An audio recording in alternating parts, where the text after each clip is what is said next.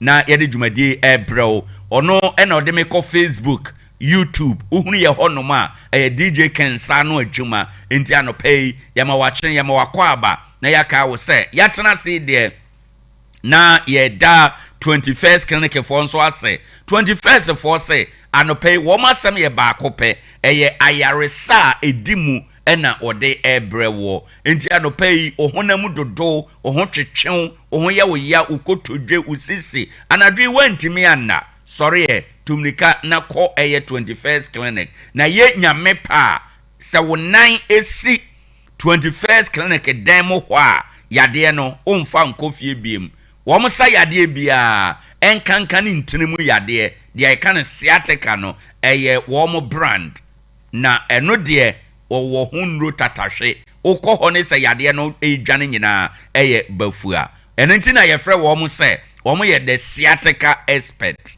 anopay for call center number 15 branches no ni nyina ye adwuma Tarkwa de wo mo Roman stores no hwe animu call center number eni 0540 311311 0540 311311 na afi wako wo mo nchen woni wo ma kwa yaresa nyame ye wadom na wokwa ubekwa kushia Dr. Augustine Akwe ubeshia Sister Angela ne adwuma ye fo aka nyina wo mo de nimdie bebo nimdie so na yasaw yade ama wo ho ato. On that note anopei yama wachen yama wakwa aba yemfa yafutusem tietia na yemra yewie afutusem no pe yebeba na yaba abefa dwumadie na aka echi nyina.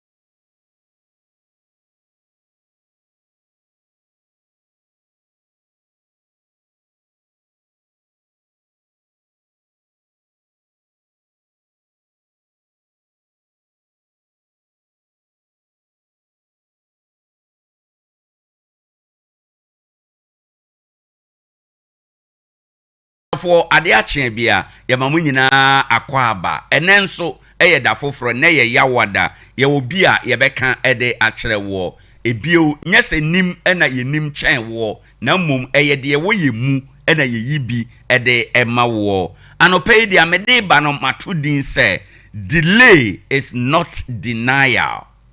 Delay is not denial. Se echa enkyere se emam se acha enkyere se emam ebetumi ache na eye den yara de awurade aka eno na ebeba mu se onyame nhira e delay ewo wo life mu a ya papa because ema wo dwen dodo se onyame nhira e delay ade bia wabɔ ho mpaye se eche na ema ya ya papa if you say ema wo dwen eboro so na sade obesi adwen akosie no se wanye careful a ubeye dia ensese oye ewa abrabo mu wanye careful a asema ensese wo kan wo de wano ebeka enam se ade bia wo hwe ni mu ade bia wo bompa ye ebepem sabre enya ema mu enti nia enya wo diampo esan se bribia wo expect se beba na enya maaye no na ato adwendwen ene atetinti no ade a enya wo diampo wanhwa a wo befa baby a ensesa wo kro wanhwa a wo beko because eniema nyanko ye ma wo ama wato baha wabonyenye waye basa uni direction uni focus ewo abrabo no mu because o train say enhira bi ebeba. If God's blessings in your life delays pay, it gives you so many thoughts. Say enhira no eche ewo wabrabo mu a onyame nhira eche ansa na aba ema adwin bebre eba utrim by now ewo say anka eniema totoye amawo na watumi accomplish wo plans any wo visions enyina aginatuo ne adwen a ewo wutim no ewo se by now ka niema totoye ama wonsa atumi aka ana utu ho anamon. But because of the spirit of delay, yeah, about life munti, what done it to say akoda ewo ahochere ensem. Nyamishira delay ya. Wasum will be more than 10 years. Uguso esum when it does on say debi ebeye eya ahochere ntia eya unshira delay ntia.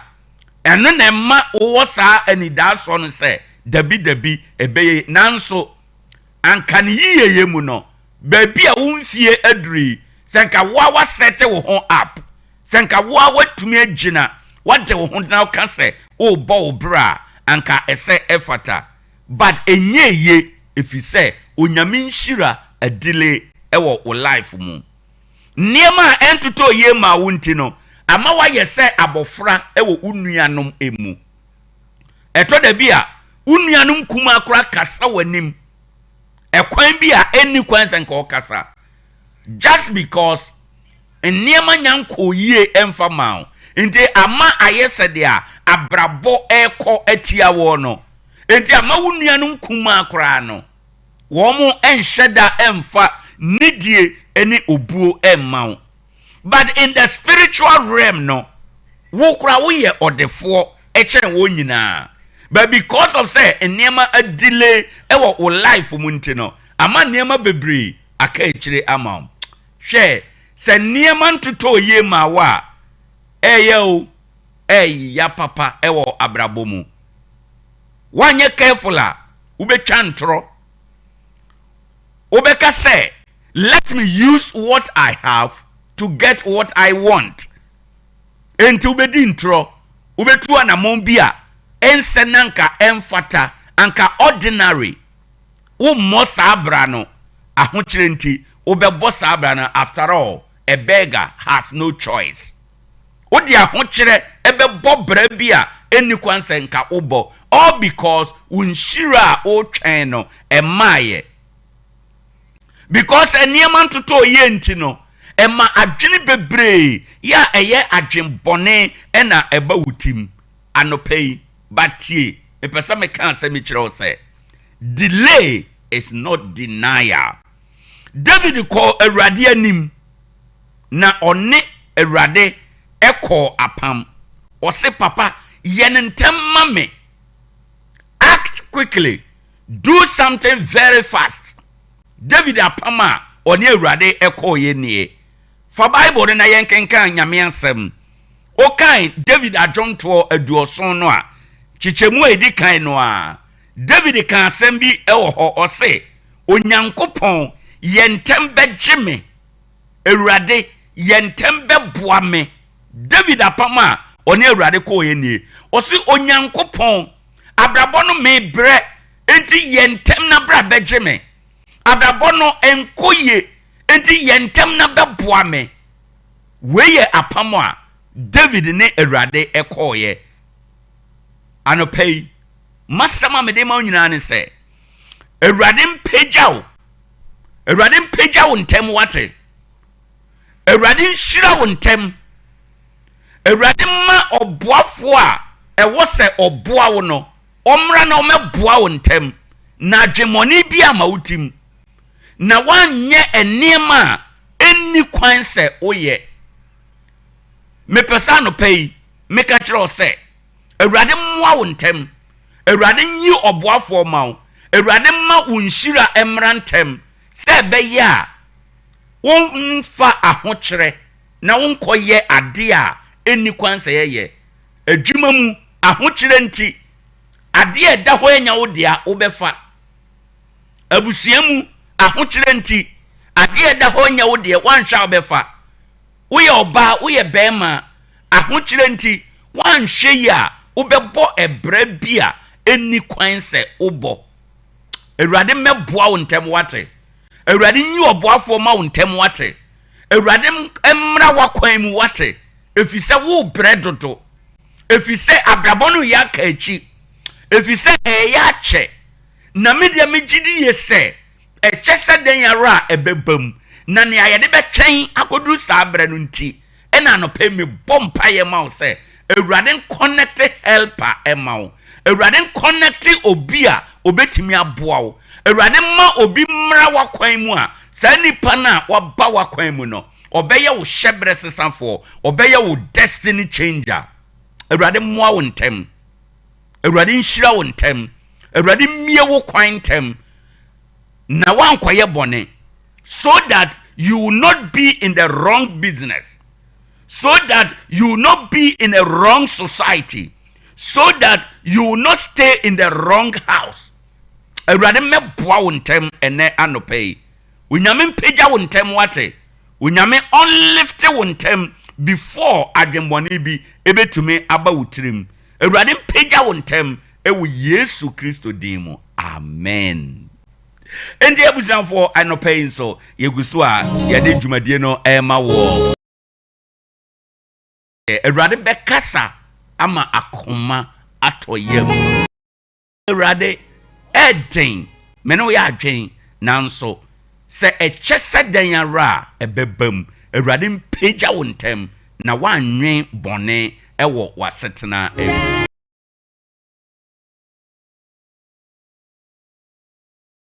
Abia dwumadie so ne aha Sompa 101.1 FM anope nso ya wie eye yafutu sem no yenhwe sede a ewiemu ebesi aye ede amayen ewo ha enomo yaba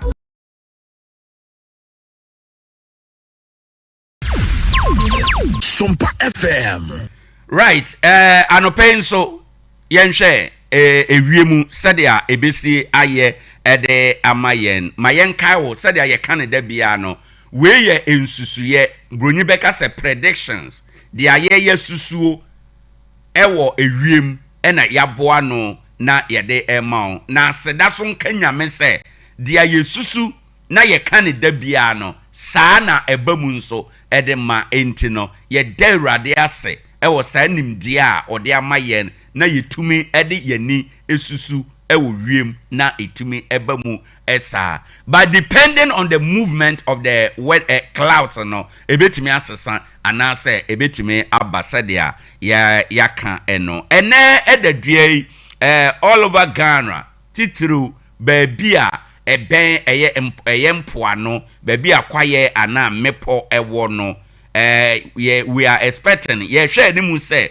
ye behunu slight rain anase drizzle anopai ewiemu ha sabre ya ye behunu ensuo nketenkete be ewo ho enom afei ye besanso ehunu se bibia etise wisie no echekere ewo ewiem ede eba ewo saa emiaye a mabobo edin no ye bata kwa hanom nso a saa na ebehunu early morning mist a emuduro no eye 60% coverage a eno nti ebema awia no bekwa anwumere mu ho no ye behunu se ewiem beye kusu enti because of say anopay early morning mist a form na eboa no ebeba abegya ye kusu ye ewo ye ntamu ha enti enedai ye behunu kusu ye no ewomu a ayese awia na dum ewomu ayese awia na bokakra ketwa bi saa na ene ye behunu ewo ye ntamu ha baabi wo hokra ye behunu se ensuo no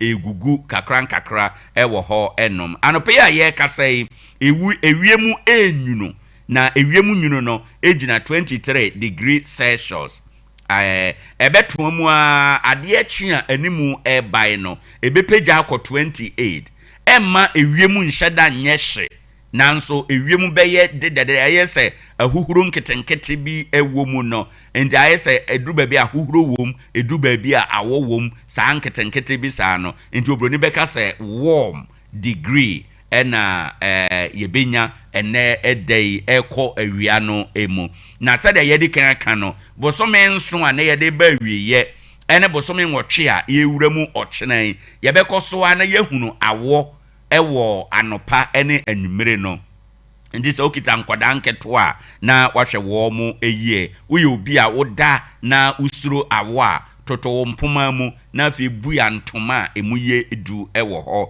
ɛnom weather report a yɛde ma wo nie stay safe and dress appropriately sɛ ɛbɛyɛ changing conditions na ɛba no ɛbɛtumi aboa ama bibia ɛtumi akɔnkan weather report yɛda yɛ ho aba yɛba yɛbɛkɔ abakɔsɛm.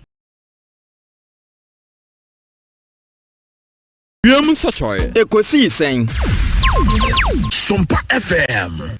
Aha yɛ Sompa ampa nokwasɛm yɛ som na ɛnɛ yawaden so ɛsom na yeguso a yɛde ma wo anopa yi akasima nkono na abo anopa yi nonsia bɔ a yɛbɛkɔ fi kɛseɛm Sompa 106.5 FM Accra na yakwakofa anopa nonsia kasɛbɔ ɛde abrɛw ɛnɛ wɔ abakɔsɛm mu no ɛyɛ mfinhyia du sia pɛpɛɛpɛ na ɛyɛ 31st July 1965 ɛna Ghana Television deɛ yɛka no GTV no saada no ɛna ɔpa ɛho ɛntoma na ɛyɛ anwumere nɔnan ɛna ɔbɔ udwa egyina so ɛpa ɛho ɛntoma na ansa na ɔmo bɛpa ɛyɛ GTV ho ntoma no na radio station a ɛwɔ hɔ a ɛyɛ ɔman no nyinaa deɛ na yɛfrɛ no Radio ZOI na ɛno na akyire ɛdane free Radio ZOI ɛbɛdane ne ho bɛyɛ Radio Ghana sabre no na Radio Ghana no edi kan yɛ adwuma mfie bɛyɛ aduasa ansa na wɔn ɛba abelanche TV no nso ɛde aka ho a ɛnɛ yɛwɔ hɔ a yɛnyina yɛhunu GTV no ɛnɛ ɛyɛ mfinhyia duosia pɛpɛɛpɛ a wɔpaw ɛho ɛntoma ɛyɛ anwumere nɔnan ɛna wɔn bɔ odwa ɛtena ase a ɔpa ho ntoma ɛde ma wɔn ti ɛnɛ ɛwɔ abakɔsɛ mu no ɛnɛ ɛyɛ mfie aduosia ɔpa GTV ɛho ɛntoma ɛwɔ ɔman Ghana ha ɛnom emu afei yɛhwɛ no awie no yɛntum ne kɛ na yɛnhwɛ sɛn na yakwan so ebesi ayɛ ɛwɔ ha ɛnom ɛnɛ kwan so jojo mu ama ne bɔ no yɛde yɛni ɛsi motofoɔ ɛso wɔn a wotwi motor riders anɔpɛ ne ayɛpɛ sɛ yɛka na yɛde kyerɛw ne sɛ wonya tena moto no so de a fa nidie ɛma moto no ho wɔn hyehyɛ yɛntena so kwa wotena moto no so de a na wadi moto no hyehyɛ no ɛso hwɛ sɛ abere bia wobɛhyɛ wo helmet na wode bɛbɔ wo nkwa ho ɛban afei moto no ɛsɛ sɛ aboro so a nipa baako pɛ ɛna wofa no ɛka wo ho enti na mo mienu pɛ ɛna mote so memfa moto no mmoro na hoɔden nea yɛahwɛ ɛso afei uduru baabi a akwan so ahyɛnso deɛ wɔ hɔ a menka sɛ woyɛ moto kwan da hɔ nti no uwia wo ho amfa hɔ woyɛ saa waton emra afei baabi a enipa ɛfa ɛno ana baabi a nipa ɛwɔ no yeduru hɔ no ma yenye ahwɛ yie enti anɔpɛi de ayɛka nyinaa ne sɛ moto deɛ wote so na de tu mirika ɛɛdew na mirika no nso ebetumi akum wo enti anɔpɛi ride smart ride safe get home alive ride smart ride safe get home alive eno enenia ehia nti anopei eye road safety reminder yede mamu enie ne ye focus ewo motor riders ho at this point yebeba na ya hoboa akwakofa nunsia kasebo yede aseda ma 21st clinic wo mo ne so asene sa anopei so yemfam na wo masem nyina ne se wo ye adwuma gidigidi ene anopei yade bi eda kwankro yade a wode akina bere yade a doctor ni bi was one mismatch o diagnosis tie yade ho hia pa bi a unni pressure enso doctor ni na nhunu ena o share da ka kire wo se wo pressure ena wo de wato pressure duro so da bia wanom pressure duro so pressure nkoda fa ko 21st clinic ye be kora amaw ye be ma unura enura ensesa wonom a wanom ko nipadua mu nyina ni nyina afiri ho se wo yade bi wanom ehunuro ache na enkwa fa ko 21st clinic na o mo nhwe maw ebetimi aba se bia na doctor no wa mismatch o diagnosis no bia uni asikyire yade enso doctor no wa hu ni ye ti waka kire wo se wo asikyire yade Fakwa 21st clinic na yenhwe yebekora mismatch of diagnosis no yebekora na yama unura enuru bone a wanoma ko nipadua mu nyina ebeyi afiri ho na afi yede wato aduro so asiesie ama wanya wahomeka enkora beta dunum anopei ni nyina adwuma hwehwe wo mo Tarkwa Roman stores no nhwe animu abonten eso haya apart from hono ye wo Tarkwa de ye wo Kaswa ye wo Tantra Hill runabout no so ho Accra ye wo Oboase ye wo Ehwa overseas ho Alpha Radio nchen ho ye wo go so abotan so ye ben Success FM afi okobrekum ye wo Amangwase ye ben Chris FM Sunyane ye wo Sunyan Techiman Kwan so ye ne regional hospital no ena edi animhwe afi ko Techima ya GN4 Dynamo ena ye wo GN Bank Dynamo ena ye wo Techiman Kwan so ye ben police station dada no wenchi ye wo dwadada mu kramu store na chi hope baby a Labista eton ntwinam no ho no ma na ye wo na Tarkwa bro san na chi afi enye honko ye wo enkranza no ye wo nkranza man hene dada abrosan no emu ye children's park nchen ho ye ne Presby Bank no ena edi animhwe ye to nsafro se ye nkrobata we nyina ubetimi akwaye ho na wakwaje wa yaresa ade ba ko a metim na minim na madi hu adanse akyerew ne se 21st clinic wo ma yaresa ye sononko wo mu bibia ye sononko chen clinic bia enti kohonom wakone number bia bre mesra ofa ko 21st clinic anopay na obedi hu adanse efise ehono nia nkrofo de nnuro bia sorosoro wo yade no okwa ye wonupa ye de bemo na ye nnuro ye nuane nnuro full supplement onoma wunya chire ha obia na afi nnuro ye highly efficacious chese ahode ewo mu a etumisa yade no ewo soro 0540311311 na wafre 21st clinic wo mada Roma ye bohwi akonkran akofa no nsia kasebo abro Sompa FM and TV and market apa Sompa dia sasiso emenije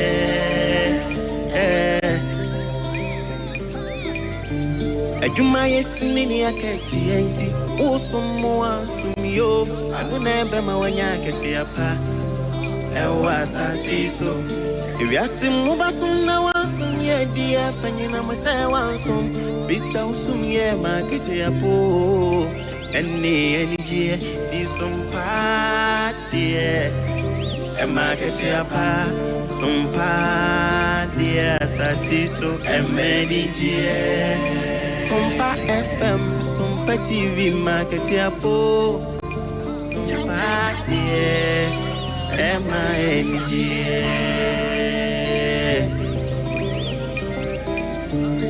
Chimwa fidie to Sompa FM and TV nebema weni jie ene akati apa nebema weni jio sabra boy mo dadwini bi natural suna udi ewnya nebema weni jie nakati apa so kamu ema akati apa awa fidie to Sompa FM and TV why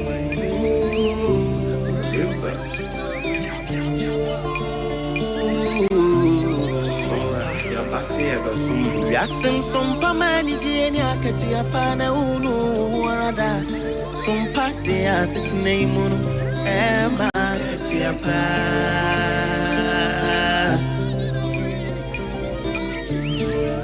Ye no mai munsam makudi munsam jina ne kasebo Itisam ni egasu sem jina Sompa de abama Sompa FM Ema kati apa Sompa TV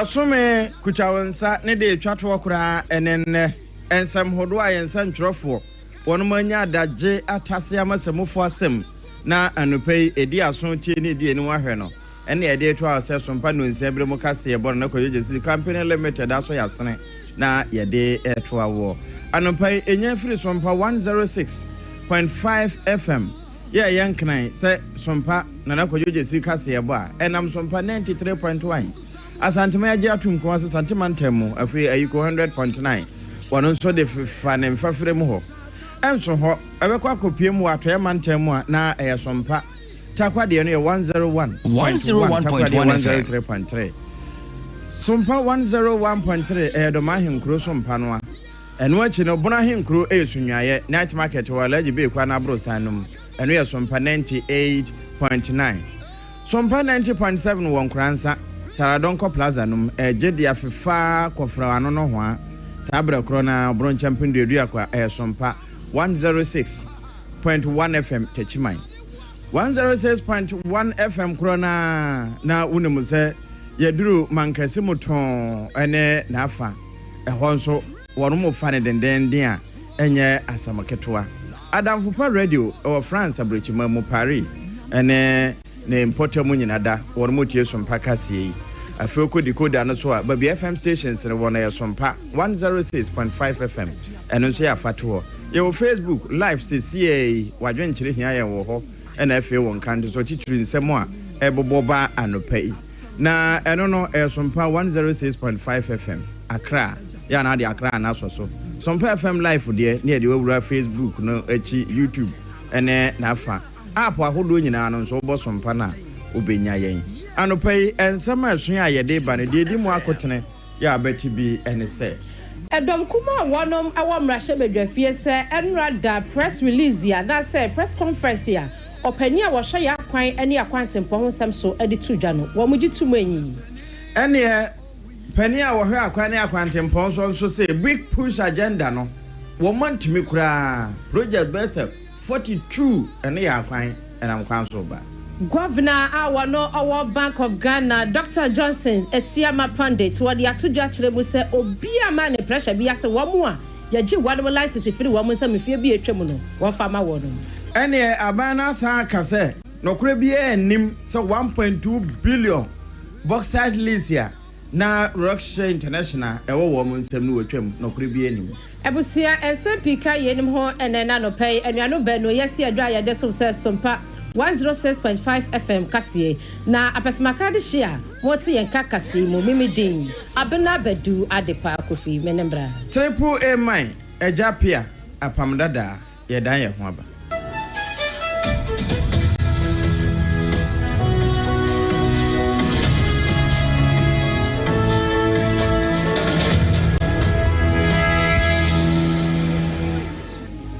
afe ensam no yanye brena yentutu ne sire na basa emfamma we ye kwaso afo a wono ne hwe ya kwan ne yakwantempo ho nsam so e wa aban mu ye wura governance Kwame Abuja ene ne de na wode atodwa sa aban no wosan ne hwene so pa se akwan ya yakwantempo akase na da Ghana fo akoma so no wobɛwɔ esanse ne maye etoso mienu Ghana nti na woba ya wode research agenda eniema achiachi nyina wotenetene no na wakasa ewo government accountability series no ase ena wode sanse me tu dwa ene da ya no obechem se sa big push agenda no chese enya agenda kekewu na mom ne ewom wo no doso pa Ghana fo nyina da ewo se ye boye nsem edema aban no esanse wo enisuade hunu ene enhyehyɛ papa ene de ma wo mai Ghana te aseman a yewo moi na woka sanse me nyina no sade ye Sompa yenso ye wo ba bia ya esem frama no sabre kro na no na yense ntwerofo wonum gina deda na enwuma eda ni wura no na ya ye che no other thing we did was to basically focus on the flagship projects that the president promised in our manifesto, which is the big push. In the past, what would have happened was government basically saying we are going to do big push project and then quickly see interested parties running through the door of the agencies that I want to do this. And one of the things we identified as well was that the regime of awarding projects on a so-called design and build also created an opportunity for inefficiencies and cost overruns and projects that are not delivering value for money. So under the leadership of President Mahama, he directed that all big push projects should receive proper attention in terms of, doing the studies, making sure that we do the designs and everything ourselves, and even come up with the cost. So the costs. One soafo a ohwe o my Ghana ya akwa ne yakwa ntempon ho nsem so yewura governance Kwame Abuja ene kasa wo government accountability series nase na onyonyamfo Dr. Gavins Kwame Abuja wadasu ejinamu bio na enra ebreja se omapani ye se government accountability series wanom ehase ene adwuada bia wanom hyase adwuada ukwada fiada na wanom gusu a wamudi wanom adwuma emu bio ene wadi tu dwa sei aban dada meche na nadoda kwa ekufo ado Ghana mapani dada na ban so no akwan be se 10,000 kilometers abrofo kwansini ya wanom ese wamu ye no sebisebio wase nukura bia enim na obubu mu asa wohwemu afimpi no ene edu enson 2017 eba ebesi 2024 no wanom de omutumi ya wanom complete ye 13,000 kilometers na yemu ene wo chechensemu akosi ase na wei edom kuma wanom omra hye bedwafie se Ora Gavins Kwame Abuja ensem a wo kan die kamia sabio de watane eniema upside down bisa no asa de wo pesa sabi wo magana fo ehu se omampani dada na dankwa kufado ene MPP aban no wanum ebetena so finhia nwotwe asa de wonum andwene ya kwan ne ya kwantempo wo nsam kura eti wanum wo mo so sansem ni mu a enye yi wo mo nsem. The minister claims that President Akufo-Addo's widely acknowledged achievement of constructing over 13, he mentioned 10,000, but the original figure is over 13,000 roads, is a mirage because he did not see any such roads during his recent tour. This is not only disingenuous, but gross attempt to politicize hard facts. Let us put the matter on record, set the record straight. Between 2017 and end of 2024, the Akufo-Addo administration undertook road projects totaling 13,624 kilometers. This is in clear contrast to the 4,636 kilometers executed under the Mills Mahama administration 8 years. These over 13 kilometers comprise new construction, asphalt overlays, graveling and graveling, reconstruction, partial reconstruction, upgrading and rehabilitation work. These facts have been presented repeatedly, yet the Honorable Abuja continues to ignore them. Natural said the abadadano aya ne de kamia ye sesese wosoani a wohye yakwan ene yakwatempo ho ensem so ononyamfo Gavins Kwame Abuja asa de wahunu na figures ya wono ankasa pe ene wakeka abomu a edom kuma wanam ewo mrahye bedwafie anye antumuni ene yenya free eno so a yenwura foforo mu na yeda so a wa ban mu so afo ne hwe ye kwaye agudi ahodo ye wo mu ho nsam so yewura Imana Makofibua na Penny Yakasa was say, a binom de nam ya wontimi enkan yi donkuma no mfirimu ewo mrasho bedwafie kyerɛ sɛ 1.2 billion bauxite dealia na Rockshire International wonmonsa ne hye aban yi baaye no watwam ekama yɛ sɛ abandada na preso na wonm yɛ san hye no nyinaa na ne nkasa mu no na ɔde to dwa kyerɛ sɛ nokore bie nim nempo Womo parliamenta womo sisi eba asetena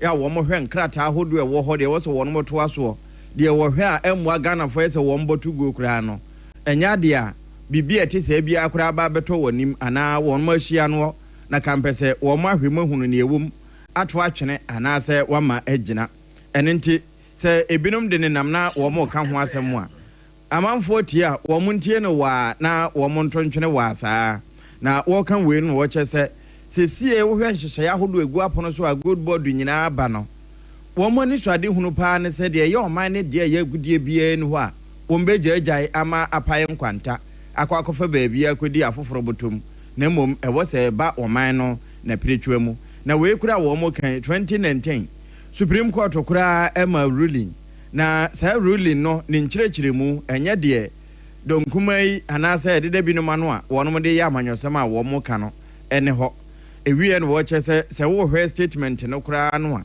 ɛno na asɛm titiri ana ɛpɛ sɛ ɛka no ɛyɛ kwan ana asɛ awia mmɔ wɔn nhyehyɛ bim ɛna na n'ani abere sɛ wɔn ntwɛmra mɛto pono so ɛma mpanimfoɔ nhwɛ wɔn ahwehwɛ ne wanum ɛmfa nhwɛ mu yie ehu ntwerɛbɛto ewu mu nyinaa ansana sempo wɔn bɛtoa wɔn adwuma so a wɔn matoa so nanso sɛ ɛbɛyɔ na wɔn bɛhu nɔkora ewu mu no ɛna ɛne nam so ama deɛ ɛne nam so nyinaa aba na ɛno no wɔkyɛ sɛ wohwɛ mu a Ghana Integrated Aluminium Development Corporation gye adɛkɛfoɔ wɔn mo sɛ ɛbaa Ghana aluminium sector na wɔn mo nsa ɛna ɛhyɛ a wɔn de nhyehyɛ ahodoɔ agu akwan mu a ɛmmra ɛma ho kwan ya wee nyinaa wɔkɛn ne bauxite sɛ bɛyɛ na ibetumi enya firi ne mmɔfra bere mu akwakozi sɛ yɛbɛ na ano a enya bi enya so ɛmfa so a ɛbɛboa ma va konso koraa sɛ enya ne na so agyina no ɛno ne wɔn mo ani so ade hunu ne sɛ hunti wɔde tudwa kyerɛ sɛ Western Railway Network Tarkwa Depot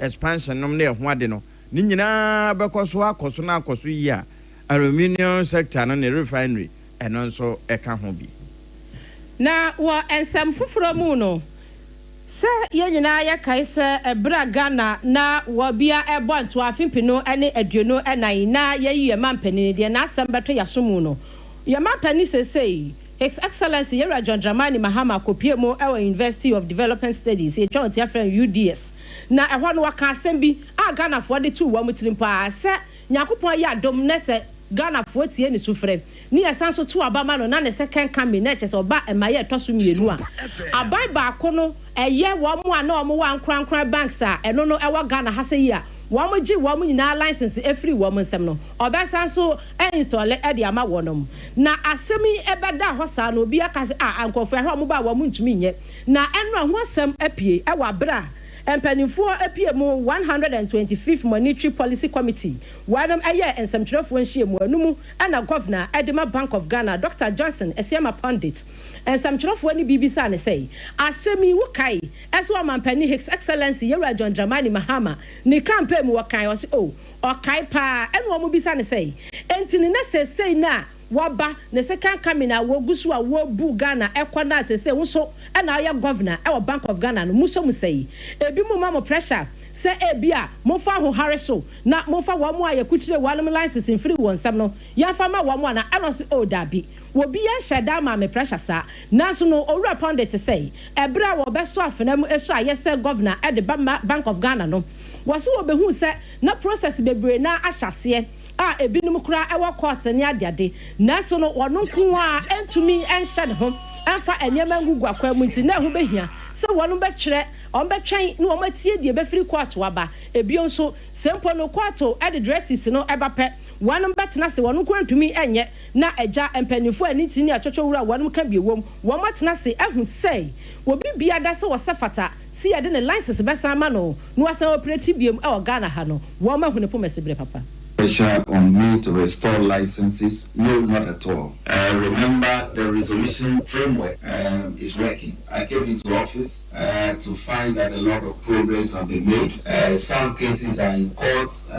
Some cases are, undergoing certain forms of settlement. And so the process is on, and we'll follow on with the process in that regard. The issue of what to do, it depends. For example, if a court, reaches a decision and instructs us to go in a particular way, the board of Bank of Ghana will look at that. But from where I sit at the moment, there's no pressure on me to restore any such license unilaterally. I have to add that. No pressure on me to restore anything unilaterally. Entino pania wakasa ye owura Johnson Esiama Pundit wano any penia ye Bank of Ghana no wotua no enra 125th Monetary Policy Committee awanu hia ye no eno de sasemi eton sentrefo ni ene ye kwa akwatia adekye aba ye kwa akoto by elections no kiniye ma ne de abo ma boso awie di daada na sabra ma no gusu enipa miensa na atwe wonti ewo kiniye amanyoku no akwatia wo mokwa akopere se ye nto aba no ma ona wono monkonkɔhye akonwa na yewura ns kumi wote so no eso na eno no nipa miensen ba ko ye kane pani a wodi kan edi chiniye nim kura ade akomra hye badwafie pen yewura Henry Yadom Boache yenene se Okoyo na Okoyo ene ne legal practitioner Bernard Bedi Akombedu ye friend Esquire Kennedy ho wono nso wokobi ana Erasmus Corneli yenene se asanka nso ko na Honorable Henry Yadom Boache ne nsentwerofo di nkomo ana na ebusa ne se sesia wo mra nim ne a yewura nes ya okumi bra omode ne court no wogina mu no wono nso ba be contest bi a wo contest wo na eno no efa he na ekokosi hen na die ntikura na wo sa atwe otibio na o se adwuma no wodi ka ba be ye bia wo anwie eno nti wo be pese wo be san ba beto aso na wo awie adwuma no na se ne mra nim ni ka ho de eyefie akonwa na ato eda asebo ade hye no wo mo a ewo abetire ewo nimde no na wosi ebo epaita etimi prebi ema eho pan so se mre we bi se eso a obi a wakwanya se ono so ebeba na wabekire na dwen na vision ono so wono wade abeboa party adwuma I don't think delegates no na ebekire omadwen se ene enuafo na ye kwa kansie no munaa no ekayen dia kamo for my home den kotai Honorable Hanibuachi echi na ontimi na juma oya wanwie nanso amane saa no enye ohye emomu adwenkyere enye ohye na emom adwenkyere ewura Yadom Boache Henry wono kane na oyemrahye bedweni ewa akwatua na oba masi betu no wo se wo sanso ababiu wo ka kyene ma miensa wono mapeke wo forms no na emrahye bedwani a wasoma de hye a wanom ewo Sunyane West abato mpesua so ma me Millicent yeboa amankwa ne dom boje ne so papa ne upiemu ewo Sunyane West ya wamse ma me yenye udani wuye buei na ne nyina ne se wanom se upiemu ewo odumu ase efri odumu ase runabout wa ekosi kane court wo no ekwakopiemu ewo fiapiri no wamse na akwan no sebisabio na pratitia pansam na yese kontebe na wamse sese no mama Millicent yeboa amankwa wamrahye bedwani adamenti wama guni na atfat wama ye ni se tum sham ade hye no boje ne so akwana de nenye ugura mkura kiraka na obi na tepem for branch ma onu hono fa na se te se na okwa akwo de se na ma ye ni se amaye na de ye be da o ma na nye we nko ya ka no ne do so ya ka no do so pa because ugura mantem ne san sama fa na ko nyina enye e di se on be boy sa de a omonye ne sa amaye na yeso so ye hu se no ma se yeso so ye ya ba ke be za Ghana but te se de ha ye ha de ye ho kire ye Mano die nye. Mo die yenka se enye eye. Entino ano die wanom etwa ma me puse adehia wanom ewo Sunyane West abato empeswa so na wambo omomrahye bedwani ma me Millicent yeboa amankwa wambo na baso art fati a wode ababe piemo ewo mpotamo eno achi no ebunu mantam so ani ayononyafo Joseph Ade Akwaboa wano so ebo omrahye bedwani abaso se enu futabra ba mansa nyina no ma no upiemo ewo Sunyane West ya ma mi wa ya ade dodo eno so sede one Sompa kase edi hu komoni Obiedi MP getting to 24 years. Wan so dae kra se sa kwan for the quota beguso na yenya ampia ono baaye no 7 months ni unim no kra was adwem we efro no ane botomo enya aban na atweska se onfa meye sa kwan we ono a ni pay a oje wo parliament na waboaboa no nkakra e de aye sa kwan we se ne ane manfo ebe firi mfutuom enti se yenya nipa bi se ya ya was eni ho kwan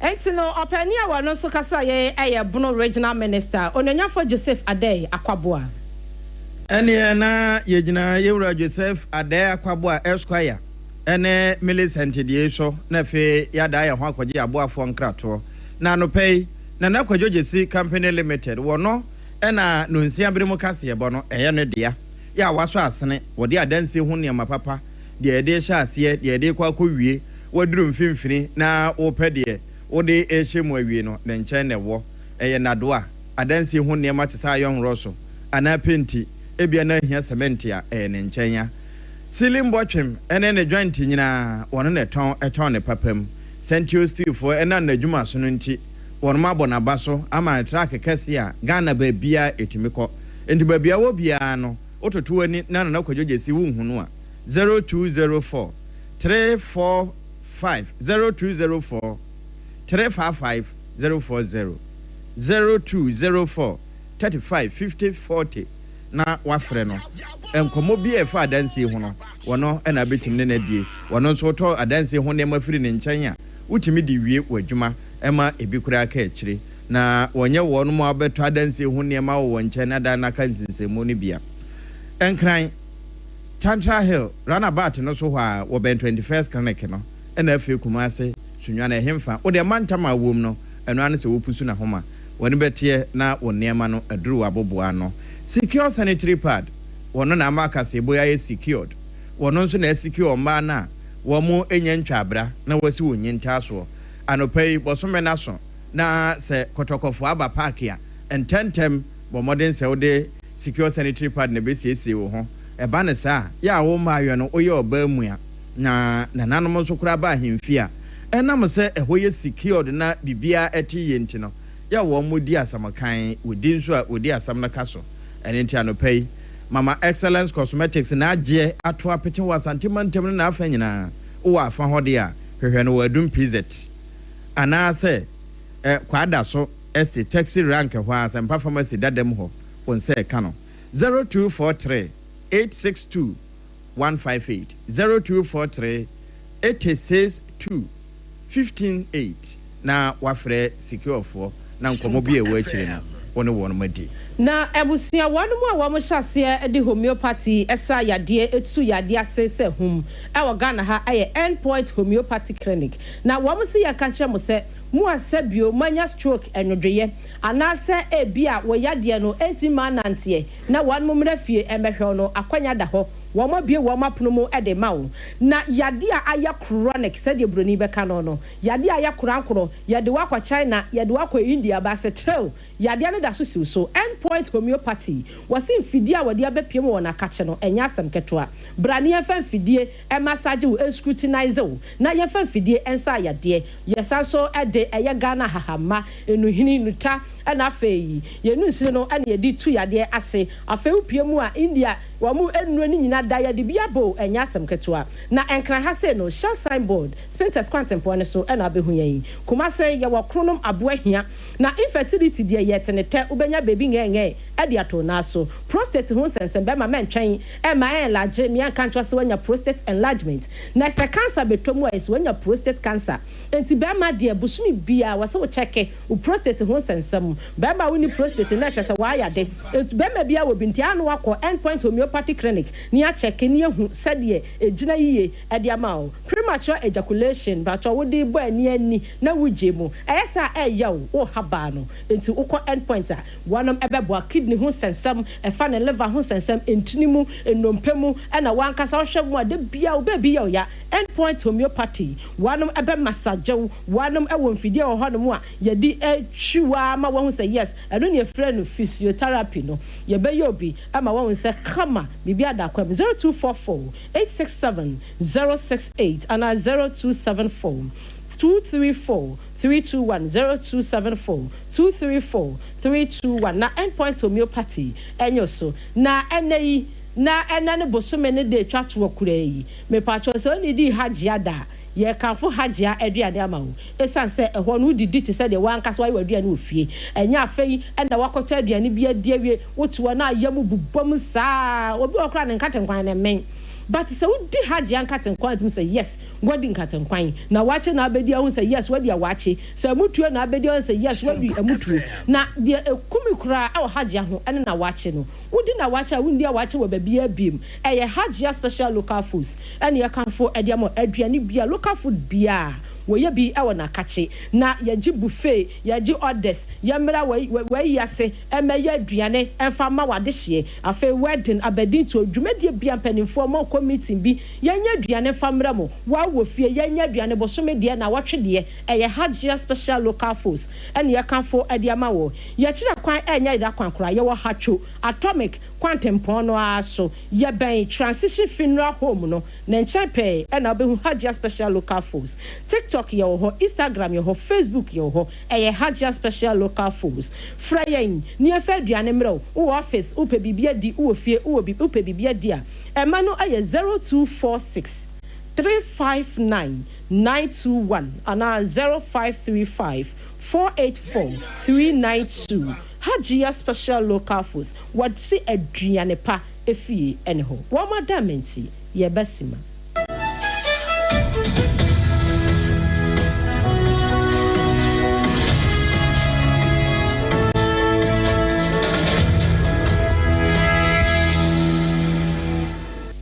Munde dinam se menya foreign call. Hello papa, what double do be new? Se me feel London eko US. Na no kwade wo krunkra fa me goma mania. Na papa mo ho te sei. Awurade aduma haboko. Na ko jejesi eko bosempene mu. De woton adansi ho niam no nso. Wo hye ho de. Oh, wo hye ho. Eko ba, besi wo boduma kra sre kane no a. Na wodru US won so manfo bondin sa na.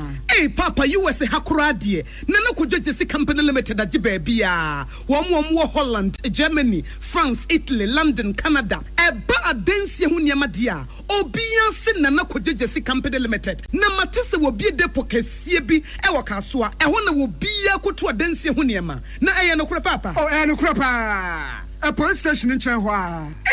Akuo ba sempre mo no onye mereda hwe we kura no miensa mua ene obi en foforo yawo ba ko abu akwase paase kumase ene ba ko so pokura se nkran ha obi ase na na kodwojasi eye bema ba e wo dansi mu wato cement iron rods banding wires and adua plywood and just say the board dance wo te se bibia e de hye adansi ase de ko wie depo no nyina nso eye tufo bo wudu kuka mu a wo kodwa free Akra we Kaswa Depo, any pokrasi de Rokra Tonchaya, was our boo Akoteman, Tantra Hill, Iron City, a man from, was a beer depo Cassian so our Koshiman, Kumasa Sapasi de Porokra Danchaya, a Biswa Magazine Road, head office no, were beer depo Cassian so our Dientum, a Joshua Accra Road, from a opposite Aladi Celia, and Papa Meboshan. Tanoso, Breman, and a month room. Numbers of man for the fray 0244 313 752 and 0244 41 93 Nana Kojesi Company Limited. A Kuabas in Endpoint Homeopathy Clinic. Ghana had the Obian himself a prostate. Na baby, you multiple screening, Emma Huni, Etuasia. Na a Endpoint Homeopathy Clinic. Anasa a kidney, a liver problem. Wofa baby and Ajjo. Na dear friend, premature ejaculation. Bear maybe I want to do for Quaquasia. As a wood dinner huagro, as a water tonte. Any ebra Endpoint Homeopathy Clinic. Na yamuao. A man mema mo power. A Endpoint Homeopathy Clinic. Wamu de mufua. Yari bia. Infections been a woho. Anase bia wonsha wofa baby na ajjo. Kidney problem. Prostate dear. A Endpoint Homeopathy Clinic. Kumase ubehu Endpoint Homeopathy Clinic. Ewa konoma boy here. Ena akra hanso so dear. Wamu jinemu ankasa. Ewa spenters baby. Friend share signboard no. Hudu ona ubusasa wope Endpoint Homeopathy Clinic. Wobia ebetro. For Endpoint, ewo 0244 867068 and 0274234 Endpoint Homeopathy Clinic. Wamu demufua. Kweku, minim sawaye she. Me kraman nane. Now so ebony show one embasso. Malehon Sepeno.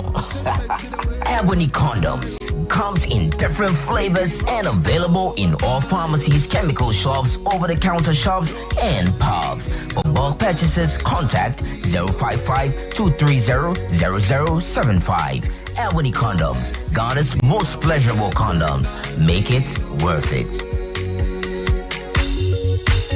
We got peppermint, strawberry, vanilla, chocolate.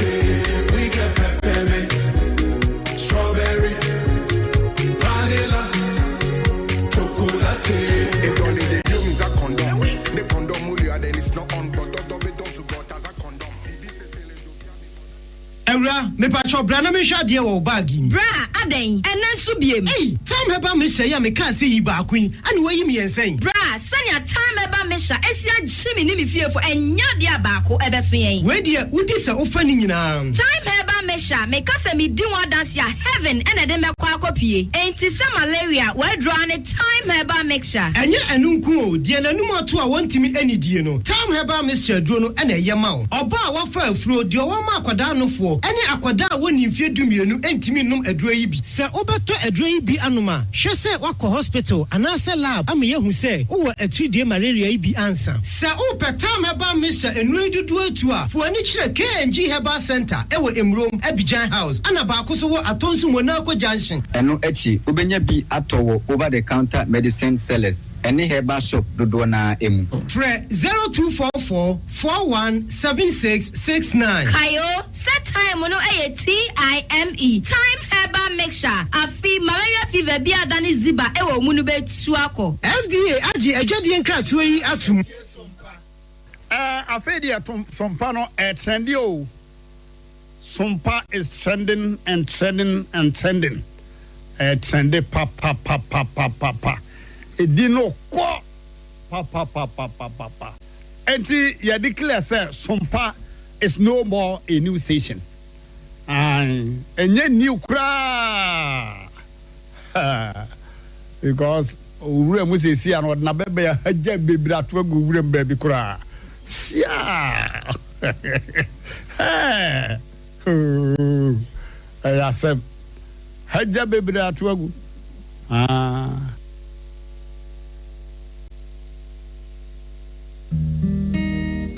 101.1 FM.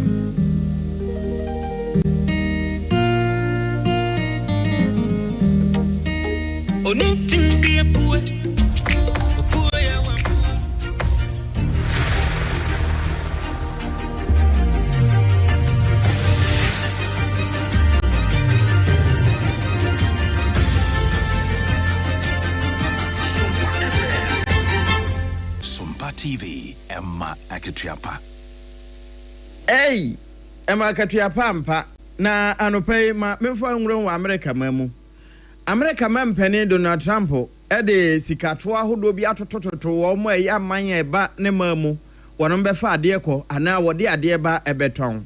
Na eno na man bi te se Chile, Canada, Mexico, wo mu nyina ni abre se ni sikato no so 50% aden. Wo mpese wo mu gudwa no na yenkudwafo nso enidwa. Robert Friedland weye sikani pa wa America mamu na wono nso eba ebiti se endade djuma no mo ahodo kopa nom ne ade wokra papa na wode ye adwuma se electric wosanso ede ye mines nom ne ade enti se ukọ America Vancouver based Ivanhoe Mines and Ivanhoe Electric sa Robert Friedland dia and wo be chese Trump adwene ya adwen papa opese wode chechere America ema America nya bambo kese pa ebasika mu ene wiase nyina adwadie mu a ni se hu nti wonde bebo ne nsem ede ama America mampani se woye tibre kese ya wo dwene adwen papa ede madaache ni se hu nti wono me kasa hu ni nyina no koto da ho abobu eno nso de wo mo ka enkomrem na de nti a wo kasa ne se wono kanafe wo hwe sika pa wo mu piae ede kra copper efri Mexico, Chile, ene Canada etime chechire oman enti mampene nya saa adwen no a wode nhihye we yaba no wono ma ebebo no abombere ti aso asene tse ne kojogesi wo so Sompa kase anopa de asene eba secure support na ni nyina echi no uhu se Hajia special local foods ede aduane panso aso asene bie na enso ho no onua endpoint enso boaye ma yetime ende no obi a mo aboso nta Trump achi na ni suade hunu no eye papa Abusia yenina yeso na no sia bremo kase ya de somo e Sompa 106.5 FM across no yemu ni komu sei epensa fei eno waso wafidi a ensemo a yedidi wontua no ebi ene sei emrashe bedwani a wo Sunyane West ma me Millicent yebo a amankwa na de hye abọ na baso efa atfatia wode apiemo e wo potem ho ene big push no Yera governance Kwame Abuja se entimi kura akwan be se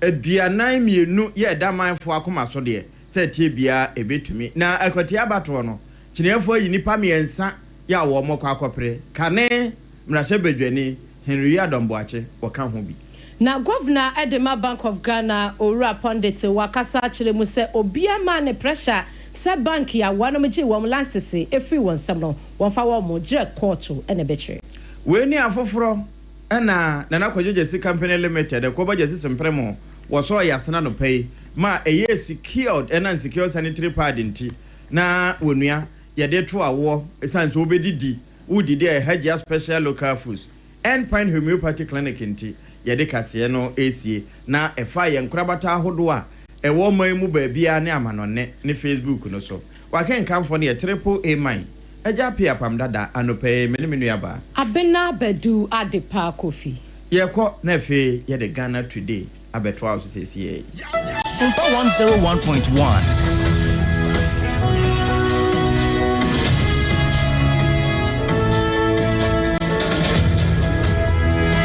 sciatica originator, sciatica paysetter, sciatica commandant, sciatica researcher. Now what's say? So we per expert e wo Ghana ha. Oh, obia wo de e bata no ho e ne brand. Ade ba ko ye 21st clinic for brand. E ye se wo mo sa sciatica yare. E na sciatica no nitty-gritty, emu details. Dia ye enkasa ni nompenu a eni entiri na fa woto ase fa wosrem ekosi wona se ho adwuma no eye 21st clinic ena eye ho adwuma 21st clinic say won untiri na ewo woto ase no a emu ye wo ya na wo na ma no wakyea wo pa wo tena se a na se wakyea woto no wo ye ba ma de bankrofo susu se wa ye woto enkrofo susu se wa ye woto firi se wo tena se a se na wo si kyea no ama ye omo se because omo ye omo to no omo koye ba ye kan kire omo se wuntimi ntena se for 1 month this ogina ho wunnim na obi busa se na nchechina ho sa na aka se onye bibia na akofo so ho tena se a woto no ba ko ba kyea na ba ko so sen ba ko enti se wo ba ma bia na wa kyea sa ba ka se are ba me wa koye ne to ana na omo se we de ye musuo ba ma wa koye ne to ade transgender for no ka hu bia na enti no bomodian se wotu asentiri na amoakyea amoada na yarefo ama sese yedidi ato so se wakoye wotu ntina ayesa na nso ye wotu ase no ena ye wo ya wo srem na ye wo ya na wonamo a na ase hu suye no bra 21st clinic ne moa eya yaresabia etisiatika ne de omu de agidi na nso nye no nkwa na omusa ade ba ko ewo mu ni se wo fa ba bi na adwodwo se ye stroke se ye yare diabetes hypertension mese bra clinic ne ye nhyawo eye 21st clinic say yenkran ha Tantra Hill runabout and womo say wo free Achimota Mall and a wo kwa wo fro bepo no wo be say 21st clinic ne billboard signboard no ebo e wo nsa difa so and wo free amasaman so na eba wo fro sro ho no a eno nso e wo nsa bonkum so etie nyina Tantra Hill runabout eye 21st clinic tema Roman Hill Church na chi ho Kaswa New Market Obom Road Kumasi ehwa overseas ena no achi sunyane original hospital first gate no eno na di nhwanimu ansa na eno achi ade ba ko nso ayenimu pa no eye tachiman GN Bank dandadan no mu ena omo wo nkranza Children's Park Tarkwa Roman Stores Takra de Efie Kuma number 9 taxi station ebi wo brekum goso ena obose for 21st clinic it was 0540 311 311 0540 311 311 21st clinic still one more a sciatica expert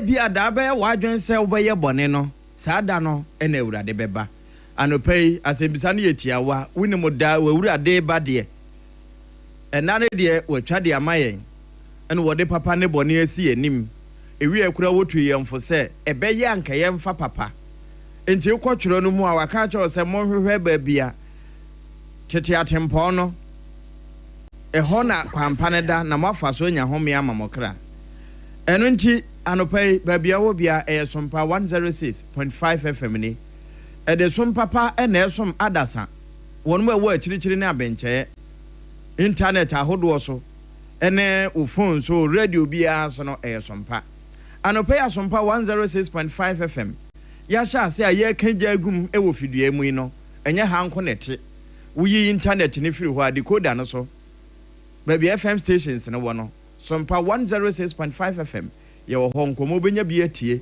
ewo baby awo bi decoder ben wo na bia wo network kura nya adwuma we ya make no ye live ewo nkransa Sompa 90.7 bono East FM sabre kro na ye live for Techimai Sompa 106.1 FM bono nchampim de duakwa sabre kro na no uduru mankasima Kingdom 106.1 FM one more funny den Sompa 101.1 Sompa FM 101.1 and a 103.3 Watakrade 101.3 Ewodoma and a watch in Facebook no bit me the wadwenkyere wonsusuye birthday ya wudie ya dodo na akrante se ene your birthday ana wokyera na wudi no no Sompa 106.5 FM Accra Shannon Sompa 106.5 FM Accra na dia soso upia ba ye bekenkan e dia mawo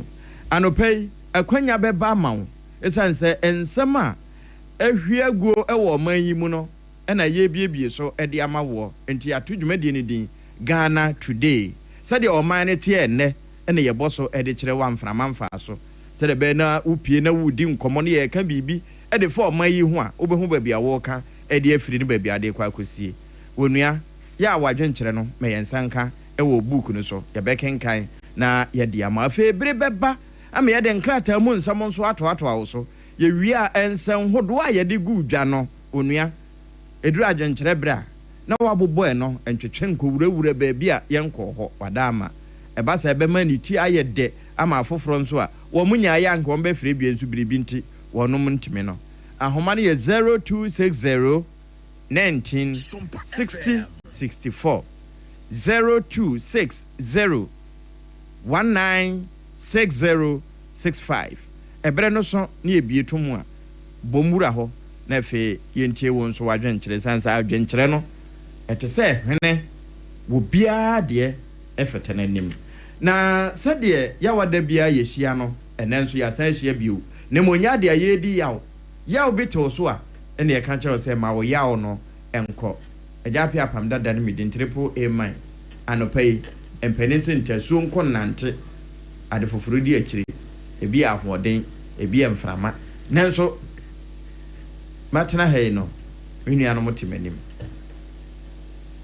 mencha se mfiri nifa mene abena bedu adepa kofi enafe obrempona na kwaku ampoma wonderful nanso ye kwa se ya ka hunu se ye de bre na ye adwuma enti wo bowura mu a wo bre no wacha yesima baako enti wonsam no watwa ni ntientia wo kan sam no wie na ebi wo mu a na de aka wo de ato serewa na ye kɔ na momo sha se nika meto serewa ansan hwe a bre no nso no na wonya nkan wa asem enti eno nso ya na wa hye no nso me ka ne sei no na me ka say time Herbal Center ya wo mo de time mixture ene time mixture na capsule sabadwa so no wo mo kuta yimu untimi nidi atiridi hawa ene eso no nom na enema ekoyede mawo wonu mo toso sabra wanom time herbal mixture awie no wonua se ebeye wo de na watimi adidi yi a ewo so onya nsu papa bi si wo nchen eno ye kasa natural mineral water eno achi wo bedidi a Hajia special local food so na yesese wudi na anya oda ya ne wabusa wododom ebia na wanti hoye wamfa pepsodent cavity fighter toothpaste entwi eno ntira bere ko animu no wo mo ho nsem ye bebie so pa de akyerɛw na mama anuanom akwa abai ya wada bia yetenase a ajampoma de ewuram ɛwɔ tete atempɔn no so ba bia kwampa ne da na yafa grandmaster anopenso de ebewuram saa ana de ebefa ba bi foforo na ye besua de ketua bi okay anse na ya wada yi na ya ma ya oni nyina adam neno binumu boa won ho akɔwade tena nkrofo be wade nokre ti kyerɛ sɛ mo invitation be 6 me hu ni ame wona aware no awade nko 6 me hu ni ame ko first nanso me pesa me de abasem yi okay eto ho mo sanse kyena ne bia no pa no na mantimi antena sesei na consultation beba mu ofie na mekɔ abɔntene nso akɔhwɛ wɔ mo a ɛgye awade no na makɔhwɛ wɔn de ne kakra ka ho de a na memfa we nhya awade na nkasa mu no na mewura on sɛ ye gigi ye kɔgye list no a ye wɔ baako bi a yɛatwerɛ no akontasekan na hɔ na mpɛsɛ mekyire mu kakra de kyerɛ akontasekan no de de man kontafo no okay no ɛseɛ o wansi di kura anim ukobo opon baako kura anim nti ebedi si ho ana eni ho na ekodi abusua ho na abusuafo yi kobo kura afiri so a wɔyɛ birichi etiamra wɔyɛ birichi ya etiamra na no na bosie nie sa menua ba abake ete me benkum so hai na apam ebe wade menua ba abake ya wo sa no senka nei pa nka ye braibo say kan ye pa ye bra aye afromu shade kontafo de ya afromu shade enti e no ba kire mu san mo ya gigi ni nyina wie no on say ka tete no na nia merima na bo won nia ma ho ban no kre enti se nde berima wo be pe nua ba no ana berima bi a wo be pe nua ba no bi o de fa akontaso ni nua oba ni nua be ma so no kre nua odi kan ne fa adamfo no de afa no so a nti bedru na akwa ya akonta madamfo nanso wo bibia na se wo bia wo kopɛ ni nua no no wo pene na ye bibia wo ba ne ho a na wo ani mo otwe kora wo twe ni nkum ema ba ma no ano ba na damfo no sign ni a wo nya firi ni ho nti okay enti se utira anye yie na be ma fofra wo ba no ni de mo edru sen wa e be broskoto won no be asem ni gina mo nti edru awade ne saa no a yenim se bere ma fofra wo akire sabe nya ba akofo nko na ne nane abrewa no kre enti be ma fofra wo akire sade e be ya be ma fofra bi e ma unua ba ne ho no nti akonta giwei na si kwan tobo akonta giwei na si kwan no ne kasa woro fa so aya akonta se kan akonta gisi kwan akonta gisi kwan na akonta se kan mo kwan no obesie no wato se kan de atokwan no so nti wo ba wo kyese odi anyantamo okay nti giwei kwan me be boye no si no mo bia mfa so ma akonta gisi kwan akonta apam gisa de ewi na si kwan wo nua ba no ho be ma fufuro bia ba no ho ahwa ma okay si kwan no ene na akonta ge se kan no mo enti wo de wo akonta no a wo gie no eye responsibility e ma wo e wo nua ba no ho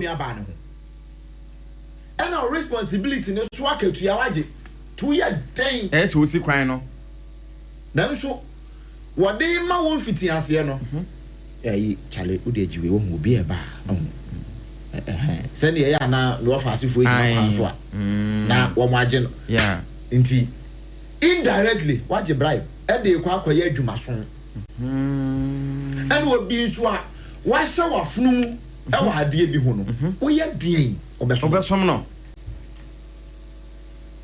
enti se bia na woni obi a wo kwa wade chena bi kokko to akosensan na memre da kotua akontaji si kwan enso onim se de wode ma nuabere ma no eye agina hyede na anum hyede a wode ma ne se wonye na won fansi kwan okay tina me kire se eye akonta je sa de wei na si kwan mo ade yi je na fasi kwan wo nuaba ne bere ma bia ba ne ho a memedea okay nteba ne sa enye aso se ba na be ma ene betwa ho bo dabi nunti aso betimi aka se akonta se kan no meje 2000 batanya ne dia woni won konta fo ntam asem nti akonta apam se ne me no tie me nya 2000 ma 200 nti wo de shebuom ka ma 2000 no mo so we be na 200 esie eni ho kwan sa konta se kan wo bi so be bisa say yes hey mo wow ni ho kwan nya ne dia ni die wo mu a no waje awie je ne ntoma je ne yada so wie je ne mpapo awie a ni aka nyina empoti ade kura nya ne dia ni ya de bo ba de dwetire na kasa no nyo ba ne dia enye papa no dia enye nie ana esie dia eye wo ba no bere ma wo be fa no se be ya wo me ya redundant into wo body dwetire jiwei na da chi bi niema nkoyi a ni amede ma wi wo di asomasene akamfo awade no enhyehyɛ ye bebree wo ho hwɛ no madane no enso na ya dane no nti ya kofa kokɔ de mo eno nti na ye se ye hwehwɛ tete atempɔn no bia kwampa ne da na ye nkofa so na ye nya home ama ye kra se be ya akamfo ye benya home ama ye kra nti ene ye de sompa nso aba se ne ye be ya ye betimi a kyerɛkyerɛ kwan no prom ne mu ada ho na ka tete no a Bible kra no akamfo awade no a ye de yi wagye tumu wase ko hu oba no abusua na mo ntena se se wagye tumu a ba ne ye odea enti mo tena se santra se no na traditional word no ayeye no sa ye nkofa agaw kakraka no no yakwasi kokko de funata de no say no wunya shawi a untimi nhyɛ nkwa asɔre sɛ wawu ne de adedaw ana kanene de sa na net na ene de utimi hyɛ kwa asɔre ene no sɛ wa mutimi epam ne such a way sɛ we are traditional no Debbie white one na kasa netimi pam ne fit ne pam ne gusu e agusu ntutimi ya ne yi now the ye wa sha se na kwa asɔre bakane de ne pam ne hu wi na de gu wi na de gu ho je se o de ko han obi foforo nti wu na de adedaw ne de adedaw but ene de utimi ene de utimi yiguso enya 19 nyina free ene ye na so ye hwehwe tete atempon no baabi akwampa ne da no na ye nkofa so na baabi a ya wade yesem a ye kan nyina baabi a na me di gina kese no eye enum hyede a ye de ma nyamerema edi adwuma ka ho ma won enti se uhunu se be ma foforo aba o ye bisa wakonta oh okay because when the camera no adwuma amwaje ho akatua ena za akatua na ye lifetime akatua eno na no film ya na wo mu yie wose akonta no de menye ne ha mehia abontin bia abotro baako me de nkasa akora na ko so de ma me befu be di ama na ebesa nti mehia abontin iwe nso adwuma no da hwa ye so ye wose be ye nti ene ka ba bia mehia bia na maje na maje kakra wazi no sa no hunu se bema wotwe ne nkum anse esono konatwe ene so ne nkum bema wotwe ne nkum wo mu se bia ba no ne wofa akora agina ho a anhwe ya otimetwe hu ne nkum no correct because ane wo gi akonta ne wo gi wo nya so adwuma nti se ne Ransford ti hei apam ti hei obrempo ti hei biba yere ho biba obi kwa wo yere ho a bisa wakonta woni mu bi wakaso onim hu bi adwuma na ode hye ne nsa no wa anyo hona asem legina enti ne ye hwe akonta jesi kwan buamu ade yi na si kwan wo nua ba no na da na akonta se kan aha yɛ Sompa. This is Sompa. No correct Sompa na yɛde somwo. Na ensɛm a etwa guo de nam internet no so unya so sɛ yɛ talk no a wo mo talk ho oso wanimu nwoma no a na aba be da ho kɛse agya afoforo ɛhyehyɛ nkyɛn anopɛdie na etwa guo yɛ wo sɛ yɛtiefo nso atibie abena yɛnkɔ apam baako a etwa gu ɛwɔ abɛ fontentan fidie so pa anopɛ meme so ade ahomache bɛsɛ no me nsampa mu na trend pa ɛyɛ onyanyafo asenso boache ɛno a wɔ mrahye bedwafie ebra onyanyafo governance Kwame Agbegya ono ne so ani a wɔhwɛ yɛ akwan ne akwantempɔ ho nsɛm so ɔkasa yɛ ekyekye mu abrofo kwansini a wɔno ba bɛyɛ ne nyina yɛ akwan ene di omampani dada na dada nkwa kufuado eye ni nyina no wo bo ne tofa wie na ho akohia se mra hye bedwam so wo mo ba hwehwe mu nanumu na ononyamfo yasaso boache e kasa na okire mu sei asede ensem a owura governance Kwame Agbegya e kan ye no se ba bia won mo ba ye kwan no mantam ba bia wo mo ba ye bie no ene wo kasa ba bia no o kasa ba bia wo mo ba ye bia wajitu mu enye yi esanse se bio baby o hono mu a wo so baby ani ni party baby ani ni party eno na first deputy speaker Bernard Ahiafo ebisa say na kire say wo pa kire say baby o Ghana nye nipa na te ho ana sa video na trend pa eno say o me ka say nipa nte ho nipa te ho na mo menye sa na me ka no nti ho no mo twetwe ya na say o pese o kase wan kana sa but video no so de uti asa na o ka o pa che say baby aso koye kwan ni nye nipa net ho nye nipa net ho na say in other way na say de wakasa ama atwi kakra entinka one chain sign so mo twetwen ya ma akiri o twe sign ye e no trend ana mama part agrada e de ni kopie mu o court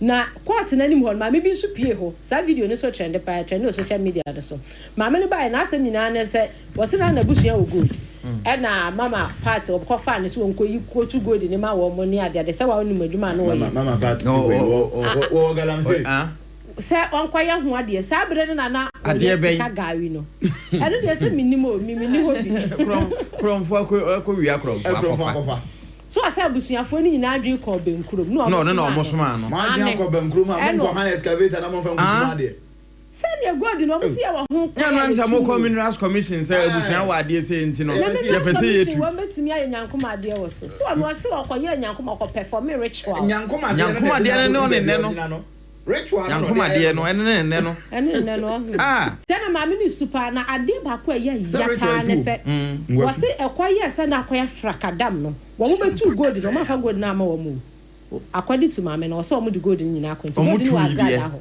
wo so me fa gold ni ko ohun so mo atu wo so me fa ko onim gold ohun say gold no mo atu san wo ka se na busua gold onim se ha na hye ana ma be fa wo sa apa mo so utumi e gold ho adwuma ne ade be ye ma me ba na be fa gold no ko na wo se yanko ho ye mra ho na ba ya be se 18 years o se mama party ma wo ne boys no e bu akwala no ma sabio o de akwara ne ba court won akwara ne nsa ha ne se ni nyina metimi kra ka se ensan so akwara ntua ne nsa no so ne ha ni nyina awai e na asede wadi dem ankasa yenka ne sa enti maame ne so be pie mo court wa na asem no akwaya no be pie asem no so wa wo be pie so on de oso woni ska o de be ya appeal e no oni ska nso a wo de asem bia be court enti grandmaster we court da ho abubu ama judges na hu say wono so kura no no e dance ni wo say no e dance ni e wa asem de hin second case when you second case one the case na bo no be kan court da we say yes o kan ye na what na wo kan bia we nkan ko ba bia o say court da ho bobo de bi no ai nko mrem what you say court da ho bobo de bi because e bia ono nso de ba be pi so say 15 years no kra so san say de bia di no na o kan na wa de a na e betie no wa enwura bukum enti wo say mama part na ye de na betum de o mama ne na mu afeball ono so de open no we na ombaka no you go dey explain tire no evidence na ajay voice be trend pa won no na ano a em say na wotwe atwa mu no mpo a na ye ka data bundle ho asem say who told data no a ɛyɛ asɛn det yɛ ɛgya we de me busa data no sɛ na na wɔka sa asɛn a wobɛduru ha na ɛpo no menim sɛ pomfra manage bi nti no ɛsɛ me de obɛsɛ matwa akyiri because wɔatwa abɔ Sam George ka asɛm bi kyerɛ ɔno abɔ Sam George wɔka asɛm bi kyerɛ so ɔno na ɛhwɛ communication so ɔse manfoɔ nam sɛ wɔ mu to data asɛsi anasa to data asɛsi anasa enti abake na no ana yɛ di nkɔmɔ na wɔka sɛ data wo to asɛsi ana ɛkɔ nti sɛ amɛsɔ me data no kora ahomakyene ɔse mo nkyɛke mo settings samom Debbie, yɛn check your settings sesɛn ɛwɔ data settings ana phone settings wanya ne no asa ebiri mani so Ghana today no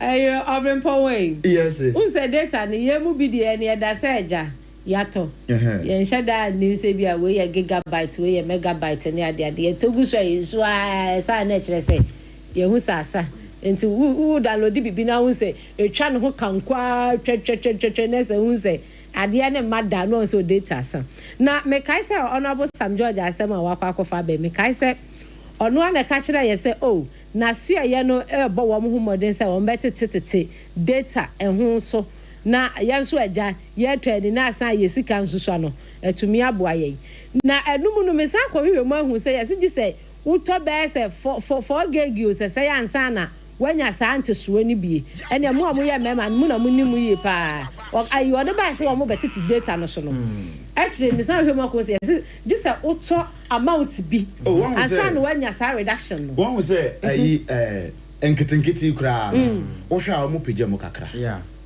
especially when we attach 3 series first na 3 something say about 401 and so contem amount for say about 401 no it is na yate so akọ 109 oh how about when notification say you've used 50% e do 50 and e kon 90 e dey do 90 na was we na better so na question mark bi dem say o ya hwe o send the message na asokoko e to dey be a minister ko si mitimi no o mo konsa because matter credit the data sisi na me download the ade ba kwa no aba say me consume 50%. Exactly now download news here data you know the size e krampo abi 1 minute ade bi na me 1 minute no the size na ye den bi 1 megabyte 1 kilobyte 1 gigabyte ubie ade na o download no ho eto ho aba say notification foforo eba o Facebook o ye kan tell say o ebinuma send o message WhatsApp nso obi di atum talk ho na ebi kasa ni nyina sa ne nso di enti honorable Sam George say yehwe settings na yehwe se de be si asete no honorable you are welcome. Thank you. How are you? Good. I hope you're also doing well. Yeah, we are doing well. Ghanaians are happy about the data prices, but they are saying the data runs very fast. That's not backed by any evidence. You realize someone like DKB came out the other day complaining. When I instructed an investigation to happen, what happened? He came back to retract. People need to check their settings and be sure about the claims that they are making. But there is no evidence to show right now that those claims are real. What happened? He came back to retract. People need to check their settings and be sure about the claims that they are making. But there is no evidence to show right now that those claims are real. There is no evidence to show, say, auto data is an answer. There is no evidence. You go to explain. Yeah. No evidence. Nyame America. We here honorable Sam George. Okay. Eja. Sa what na wife and so say on so data no na dey eguso. Sa. And so settings bi ho yes here. Me dey here actually we. Me dey sim na ahemu na me talk credit ni guso. Me to data ni guso. Na me dey power. Okay. Enti no it is na mato data ya. Pepe. Nti no settings be na wom. O cost settings one wa hwe data setting ana. No na me ma se ma me busa ne se kan no a na ya si data boy de ne ya de campaign no. Ne enim se settings wo. Send settings over. I'm okay with you. Make what say. And campaign time no. Yan can't say yes. Settings. Name mum na. Wa ba yes so for rank kita undie nsem yan ko settings. That's to me. Oh. Okay. Sometimes your politics dear. Madam Eslo who was set to hen. Na ye be fa ye ne yan san ko setting to ye chiri. And I just said the call research. Enti na no fo we ya mekonya na foforo ya na esi mani me ya mekonya na foforo no na the settings nyina da factory settings no me nya ne hwe factory settings no e free buy ye no hwa na da and I just was set ko wholesale na retail impona mi so na wholesale no me ko ya na de isi kasa tenten wo hoi and top on ah ya na makai Sir John kasa tenten top onko but ye nyina betimi aboa ban na mana ye nyina betimi aboa ban no amana ye ne say ye reset na agenda no ye reset ye no ban ni honorable Sam George me kire ye kwan e be fa so e be set ye be siuti ye pepepe se no no kasa fuduma no bia ne ye ana ne amekai saba ke tie ya wono say wo say ne de ni onima ansa wato ana wo to wi a ba bi odi begina e yo no anasem nanso wo nim se kan no na wo to 3 cities yetimi di ne be nansa na wo to 3 cities be di no less than 24 hours no what settings no na etimi di nansa no sa settings no na de gusu da wo e di no less than 24 hours no so yesi onko settings enti nanye maybe your patch and say yesole ayenum ye data so it's need to atwa mo ano no ayenum ye data na obeda ye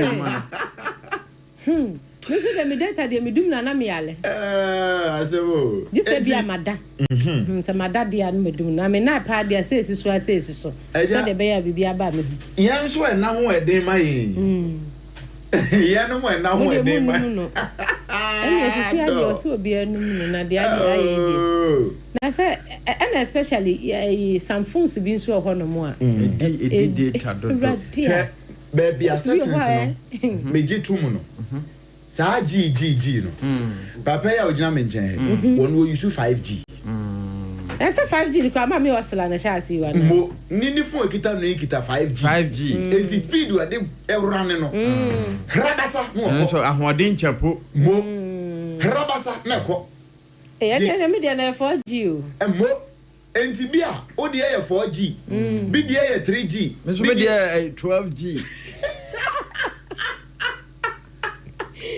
now we are telling you bukura maybe I was 6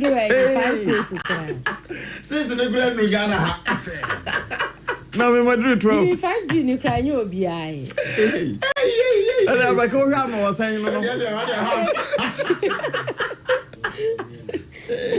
oh enti be depende onso baby a use G ni free okay ye no mo a ye use AEBA most be either 4G or LTE. Maybe the 4G. Now I can select wo. Bi so kra de 3G. Nti me set we no e de to 3G. Now we da 4G. Na me hwe ne ye be kontem. So ne da 3G no kra no consume more than ye da 4G. Na say da H+ so no ye G say no. H+. Na just 3G wo. You right. Aja wa de da wo ejiri. H+. Unya nu wa 3G ni wa 4G no. Samu. Ani, but you be under H one. H+. It be kwada yi. Ai. Age no. Wa de na wa ka fom. E ho na. Esa enrane. E ho na send high krampo na e twa ho say. Ai. Ane. O send high. E wo WhatsApp no. Ubi Facebook na we say e fro da so brew. Say ya enko. Na yɛ da edge no what de waka woda ba ho we ya me da park no so to de GG ni de onya nti what de onya nduru ho nti wo de ye behwem no na wo maximum abetimi akɔ 2G na so nka free G ansa wako H ana wow enti eya ho no so ye nhwe nti ne nti abeka se fa bi mene Sam George ya adwene wo bi o wa say na make school fees for kitani 105G no use Into one auto 10 gig a day crown. Because speed the big gun per second, megabyte per second. No, so all could be 1 megabyte per second, or no could be 10 megabytes per second. Oh, okay. It's the other quantum. That's one only and water and Hirabasa. Neko. Sir, Usika, I know what I'm saying. Mo. Now, so quiet to say. Obi a this abake my Sunday we been here check. Check. And so what should data? At times one who say ada be a data no besa na telcos no me fi obi a me ntobi. Sabra so na ya unya message. Me se wo so obi afi oh my Sunday wa di o wa ha wu.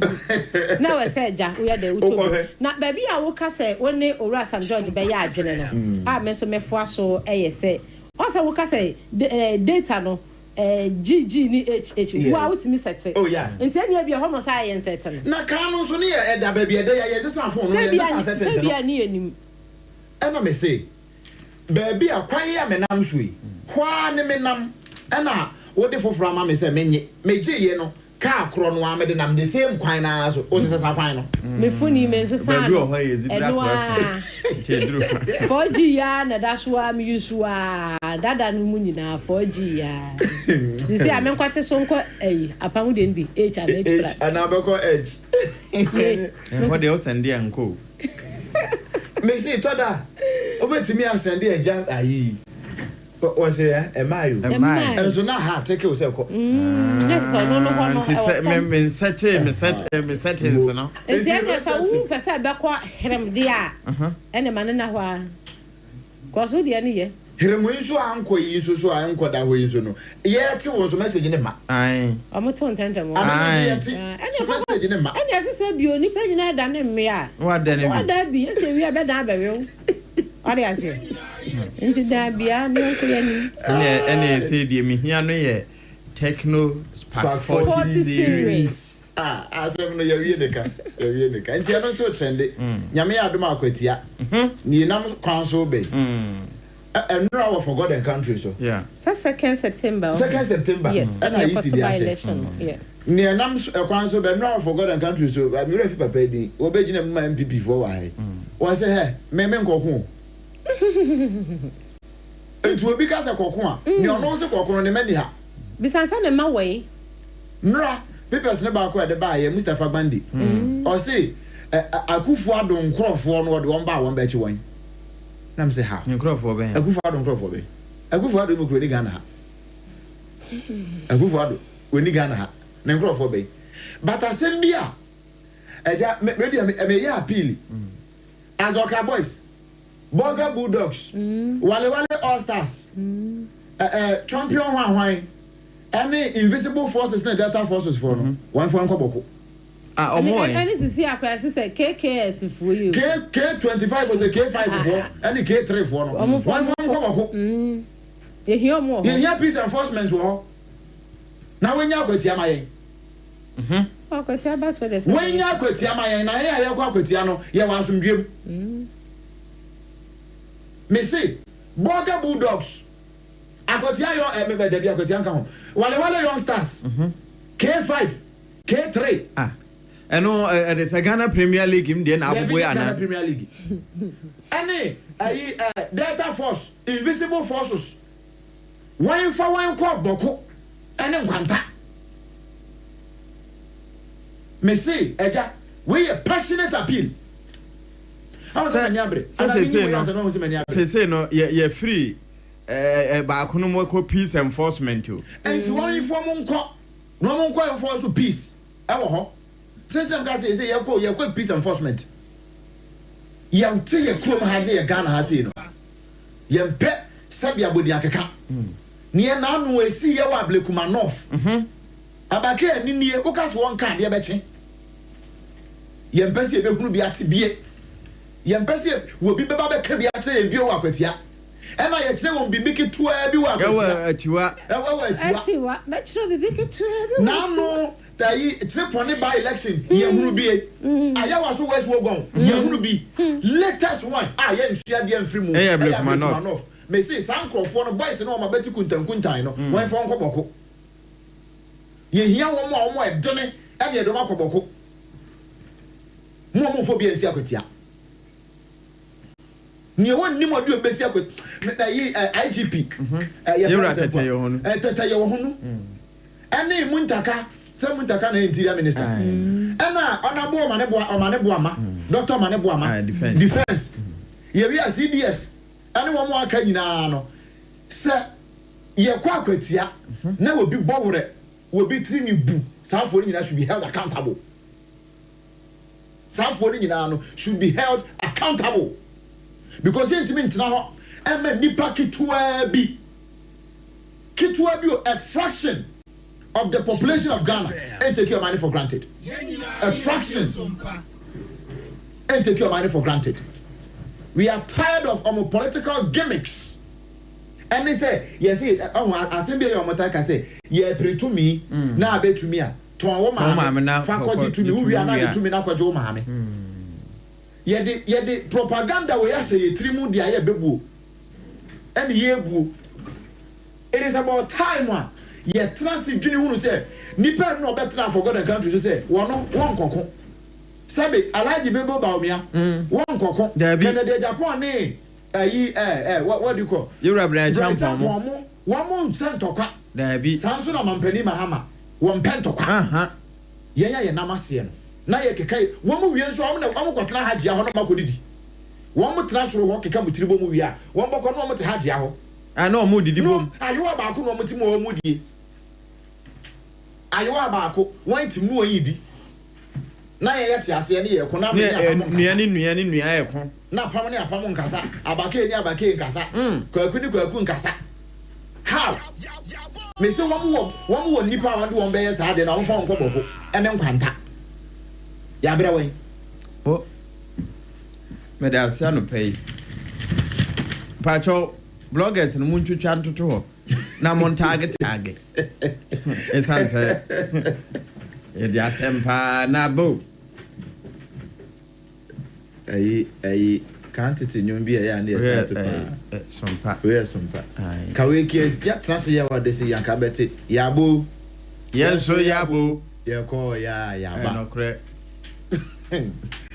ene miwura mo wanu hwam na mpanimfo nso Sompa na won motie enti de wa boso no o mate bra ma hu se pani ya obo ni din wa bie jota ne mfimfini ho ba bia tworo won fa to anim de tworo de ahye ho o de se mfimfini ahwa na won be ahwa na ne wire won fa se anim won fa hye anim first page no anu wa hu aha enti se o mo wo bibi e de kwa akwatia won mo wa batu soso te se na anu ablekuma north de esi ye de kane bi esi wo kire pone ni ade a ye hia wonu ma be ma sundua ye adwuma oboko ye ka ne akata chimande na ka ho wonderful ani adwura ani anope ma memfa the chronicle the obokrata na fe yento aso na yenkofa ya frefo no the chronicle the obokrata no se ukuta tworo no a fa kobie kwa apamfoforo no wo se yenkan John 15:27 na ohwe akire ha ya wo de 1.7 million gold seized from Burkina Bay from Nako handed over to good board enti we know ye tifin he ya Burkina afa ho Sreman tifin ko Burkina na Narcotics Control Commission for wono maso binum pa achi a yewra muntaka Mubarak wono nimfoni wo mu bi wone empanimfo ahodo bi a chief of defense staff no nyina wo mo wo mfoni ndenda hai titru wo no ma no pai na grandmaster brempo na ebobo so se akwatia BBC wo ho ayemusa wo no wo mfoni da chronicle the democrat na chi eno wo mo se wo machi gold $1.7 million e de ama good board wo mo chief di Burkina for bin sem e da wan ase anti anopai the chronicle wo no e na abosui na akuafo a mo ye fuo na sabre mu nim se ye dru obese openima mu anaso openkuma mu de de do awiabre no kuta onsa boso me ne de twato ne nso sade anka ne nim June July no nya sa na nsuo no bae fupe na si wo ba bia wo mu dua no bae na ma akuafo no su ye wura no dom presse sa climate change smart no e wo se ententem akuafo nso ye smart bi sade be na nsuo no nto a wo ma hu kwan so wo mo fa so eye afuo sanse wo mo a esa nsuo gu wo mo no bae so no ebi nkura ye duru twabre anopai the chronicle de Bokrata ne de enso eno no Aduchum is the best candidate for NPP. Wani. You will decay next. Okay. I don't know what NPP. I don't know. Okay, they say. Oh, the car can answer. I want a party. United and organized United Front Party. United Front Party. And I have some Hannah some. Debbie. EP, Apaludia. Ah, okay. You're fine. Agenda Apaludia Libra Party. Now, where dear, or they say, we saw near fund any leader, Edema union government. No, catch NPP for say, or move beer, or wait me, I to me now. Doctor say, what do you? And Concordia, and pay the chronicle double crata, Nedia, or de atomo, and no. Na, and what you know, NSB boss, trial was a court order CID to produce information on BMW 740D. BMW may be my wife, no. Also, my confused. Be my wife. Be my wife. Be my wife. BMW. And I pay the chronicle double crata. What they are baby so and no. Ya boso ediama ya tiefo. Na alata mamu. Mampene bola. Tinubu. Bola. Bola. Oh, bola say ja. Now. Bola Tinubu. Ah, wa you ra. Olumode Adeyemi. Say fire service boss. Oh, okay. Na ebinom say we enyansa kwan. Ase wo hu san hweye na mamu no betumi abu agum. Sabre ebinom aka wo motama pama no. Amanyoko ni amanyoko e kan bo maye ba kono. E na wono nso afanyansa kwan twetwe ebinom ba na aba mu. Enti anopai eno nso e wo chronicle da Bokrata no mu a eno nso ye boso na ye de ama yetiefo. Na akwa ibom. Akwa ibom. Ewo hen. Ewo alata. Ambo. Assembly no na eche se nipa be sedumiensa bi e akuyafo. Ya che wo masie.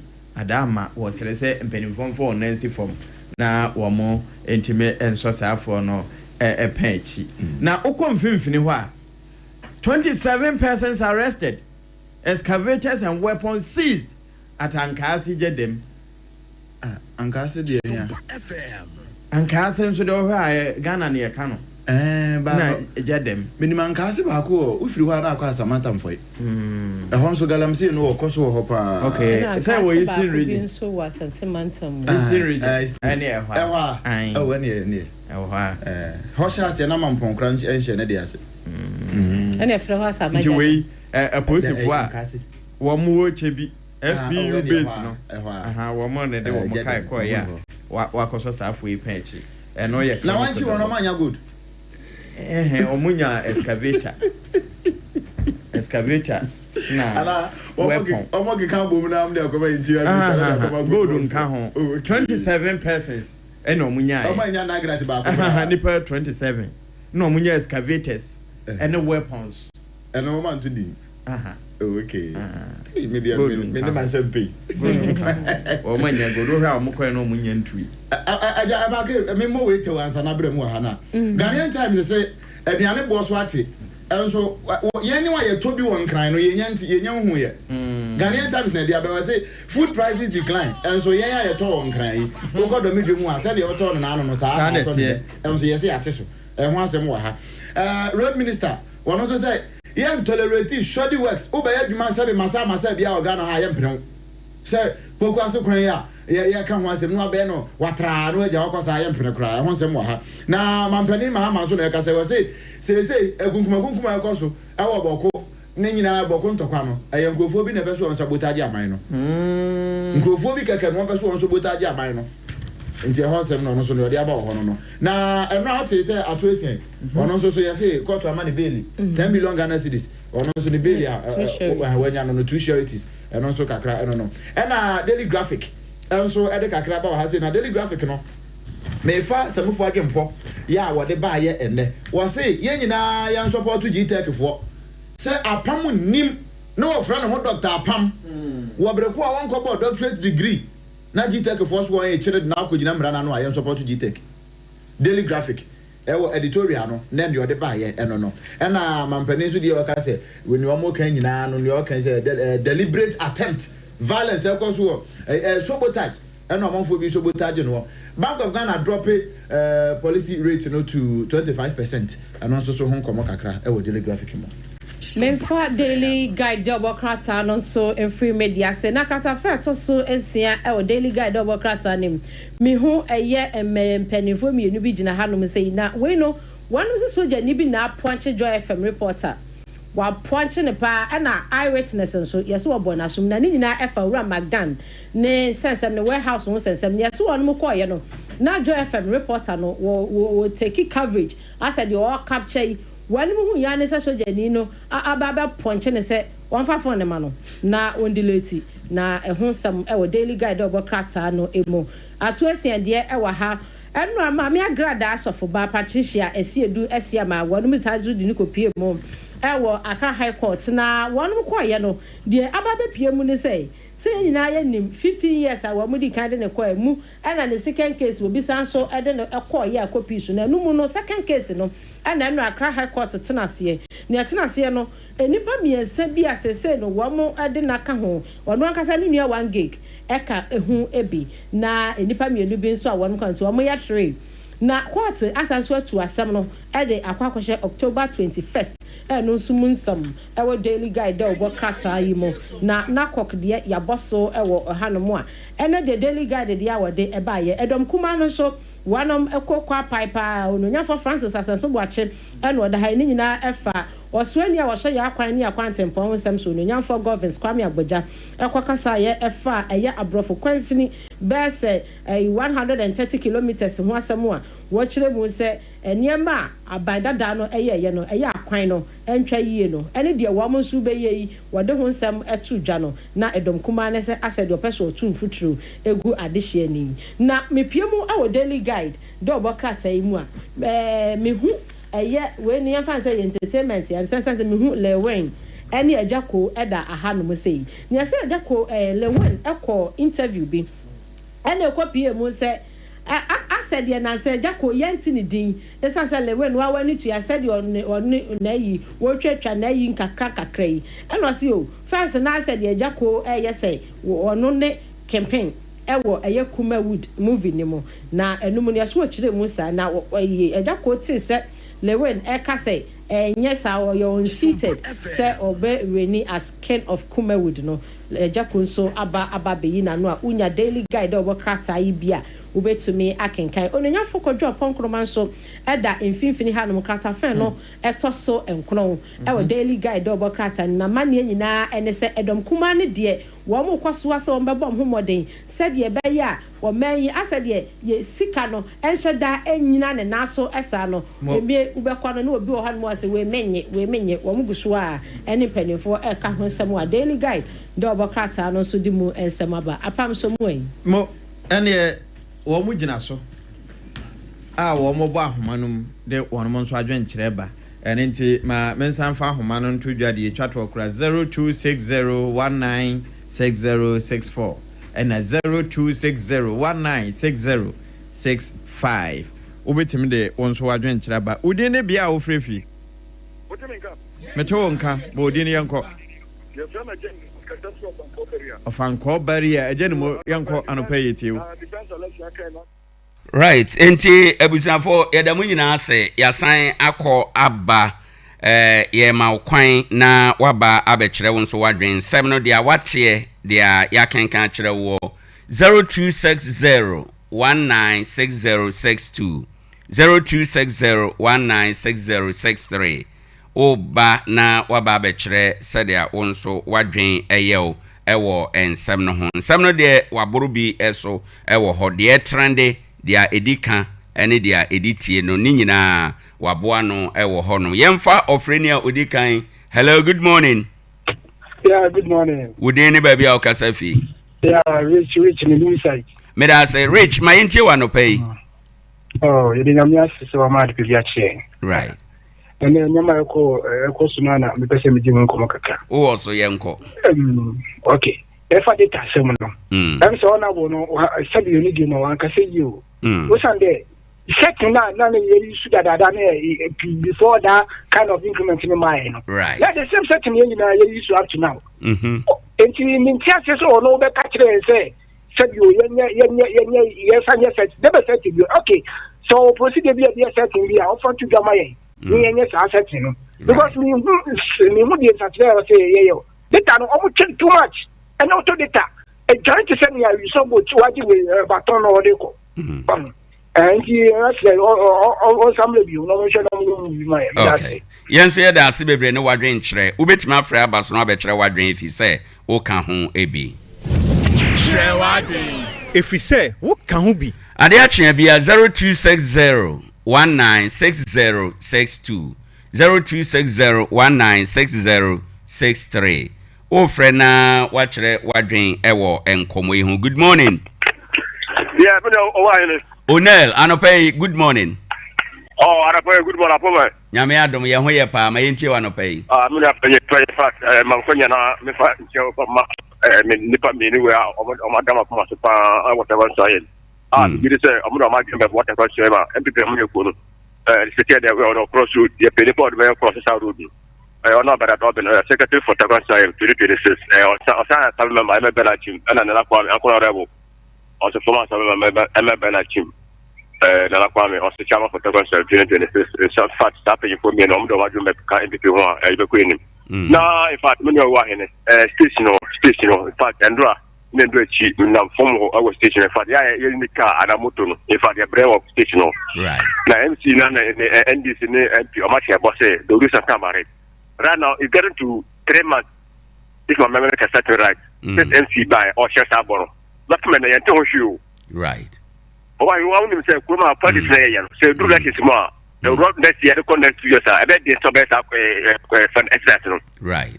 And the MC me and so much me part on more than na yet say yeah end for by the much say more than that side no.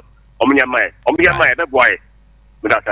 Yen say da se bebre o frɛ na wabaso aba abɛkyerɛ wadwen. Ade Akye Abia 0260 196062 0260196063 o kyerɛ wadwen Ghana maimu ensɛm no sɛ de tie de mawo afei yɛbata kwa ha de enaye Onel sɛ wo mo nyina ta MC ne MP achi decongestion na wo so ombɛyɛ no wo mo hwɛ na wo mo nye efisɛ brewe ya na esa omoye isan say ama station honante ye den pa ono ne de eno no wonso de we ne dawa koma so ebo okotudwemu a wo pese wo kan eho ebribi ewo ha enom eba nkrata no mu a ensam no dawson ewo ho a trende wo hwa chronicle wo say NACOC for Narcotic Control Commission wo ma koche gold bi anka ye de free Ghana ura Burkina Faso na yache wo mo ya dane gold no e de ama gold board for eno nso e wo ha e assemble ko a trend. Good morning.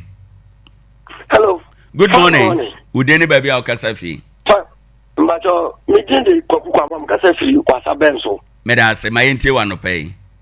Mbacho ana pray de me ha ba ko pe. Me ha pa o ha me wo benso. Ne ya kwan. Ya kwan. Masa. Sompa, Popa and Chile. Popa on cow, fire quanaso. Society, no, or Mati Lolo Fairness, romantic so, free, that's so Takwa, 40 Ghana. 40, let me say, 40 Ghana, also by Lodi and 9. Okay. 9. Right. And yes, MC, yes, Serano. Okay. Yes, Serano. Omo ye campaign ye kwan oni isetela badi ye kwan na badi ye onuru yeso nti da ban mpacho bi so mo me bacho kwan no tebia na te sayan kasa twamfonyini kakra kire yen If when you am in touch with the matter, what cover papa or the first one? Potholes. I would have day. You were a Bubobi final lie in Shota. Guardian over to my faso. Right. Yes, sir. MC. Okay. It's a fella on Mukwano. Almost my taco bounce with here. Oh, my taco bounce to a so. That's your much here. Oh, me, you can come on. Oh, Munko. Now, I can't tell nothing. I told one more in a Abotre, yemfansi hwa asamba no ne se wo mo meye mo kwan no mamo. O ka ya sabme ne ne bezo ye ne kama fo. Ye da se. Ye srawne. Ye be kan mo asem amamo nyame enhira anopai wonso o ba be kire wadwen. Good morning. Fatwane. Ude ne ba bia o kasafi. Uni ajimani o. Me da se brajima mayenti o. Owoahene Acheampong mama so. Right. Sompa for Jumapa. Dan den ya me ka se Sompa. Mo fi mo ba ye nche. So Juma mo bo ma ta ko so yi mu no. Mini I know the Juma mo mama so. Right. Na me ma so so. Mini wo asema mini sareka. Mini se mu ya ye gusa o se data ba ya dia. O ma asema e so ka te joni no. Na se ta te sere wo mini eno ne question na obi ebisa. We are already entering on nothing. 2020 to Medasi. Yes, that's bebre. Good morning. Hello, good morning. Morning. Udeni baby al kasafi. Ma bina bugoso. Medasi ma bina bugoso ma yenti o. Sam George see anything. Debut. The Ghana had no bed or break a card that they are the Oscar, then some minister. That was waiting a room power money with data. I think they may decide to be a 10 questions. It is a previous way say nothing is men. Any bank is high green or one. That time one country so who running out of data and speaking of this in that whole course in some way. You didn't know what would be from Ghana. If you are Ghana, the economy. Opportunity, yes, instead of Casa, to me, the set of the and said your Casa. Right. Obey state, yes, Manacra. Mabra. Yes, I Bogoso, Wunya Sompa Clay. Come on, we cover baby, and out. Oh, okay. Yada si bebre na ye pese ye hwe baby a wutie yem free. Nyame nhyira pa. Okay. Yemfa obi foforo enso ewo ha enum. Good morning. Good morning, Owoahene. Udeni baby akasa free. Owoahene Kwame Kwanchini Tarkwa Banso. Yeda se yewura Kwame ma yentie wa no pay. Owoahene no pay de wa bodwuma. Yeda se. Ne yentie tiefo. Ne yentie member of parliament Tarkwa Saye. Honorable Sheikh Isa Sarufutela. Right. Ebi o bi asomdwe kano. Ne yentie yenwe Brisa Kwabna municipal chief executive. Ebi o bi asomdwe kano. Yes, nyansa na Nyankopon de ma showroom no. Yes, nyansa we yefa man paying for no. Na paying for dem fumbu watafiase. Na watafiase emfa ne temperature. Minia, won say obi abeka taji share benso kwan no. Aha, benso kwan ni state a wo mi share dem ya me se enye paying for no mo kore kwan no mo ye mo. Anu who say benso kwan ni Tarkwa Banso kwan kina road minister. O ka che contractors ne say afie wa be shoddy works bia no ye no wo case ade o kana no kure because wo Tarkwa kwan to Tarkwa dia endi wan ye o so ye de kwan na ye contractor said o mo ba Tarkwa bia ne wo bia ye kwan tumi di 3 years and 4 years me wa no akwaji o manisha it the road minister ne kan dia me ne ya papa right omo ye djuma no mo ye ne omo nchi omo ntum ase wo nyame ye djuma yense ye da ase bebre ye bra so ye besen akọ Accra na ya fa feed no tip off sports no eba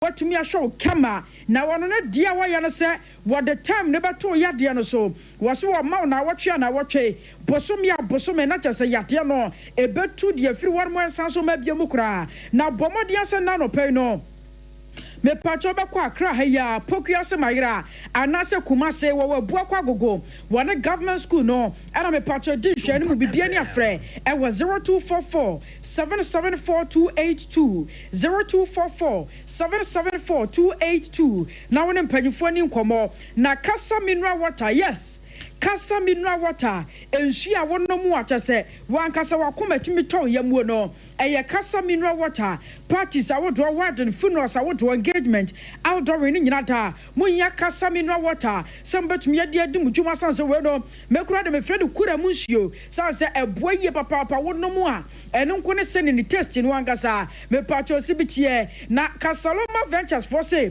bomodia so betumi afra sanse wo mo taifa ya Accra eye 0206 469 430 0206 469 430 na wone mpanyifo enso ntumeni nkomo na me pacho midin ene akosua eje wakwade boate na nasafo kantanka bema pa wono so tamachi ya nyasam ketuama na entantam so ne yasansam no ase Ade free semu ana me pacho transfer windows munu enu ne yakwa chase ade free na before no me pacho ma me fa we matum se wo powra mu Algeria mine mu a me pacho yade se Africa school games awodo no enu so guso ada ya ekoso na so far so good no Ghana ye so tumi abomoden ya yenya 4 medals so jatumi de free mu a chese anya semketo makura we ye 4 bronze medals a Ghana so tumi anya every Algeria mine mu a enu ye monyam se ye papa ewo African school games awodo ya me pacho eno so kwaso no na wo hwe badminton team ni mu a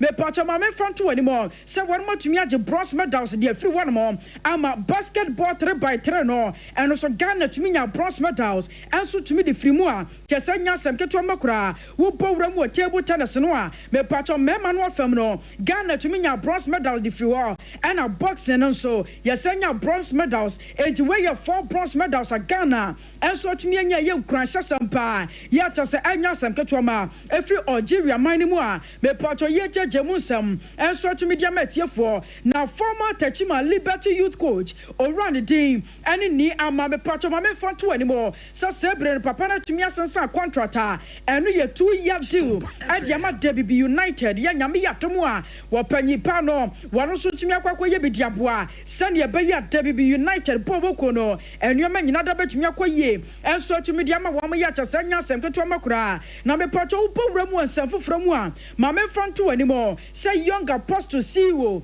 wopanyi pa ya ne din ene Samuel Animado wonu so panyi no ye ESCO member ya chasanya semketo ma ye opon ho modin ye papa na papa na nyakonya ne semtrofo adinkomo ama chase wa baba cheche nsemu wase no kwasempa ne se wo hwe under 20 teams awodo no a asa Ghana football administration no wo mo sada fo mani nkowo biasa enti duma bia na se enuoma wo so mo hia no mo so tumi di bo wo mo so no wo mo ntumi nya wase na no pram under 20 games awodo pia na ekoso no wase enuoma sada nkoyi ya obesere panyifo pa se football administration no wo mo hwa ya young teams awodo no wo mo mani enso ntumi nkomo ho.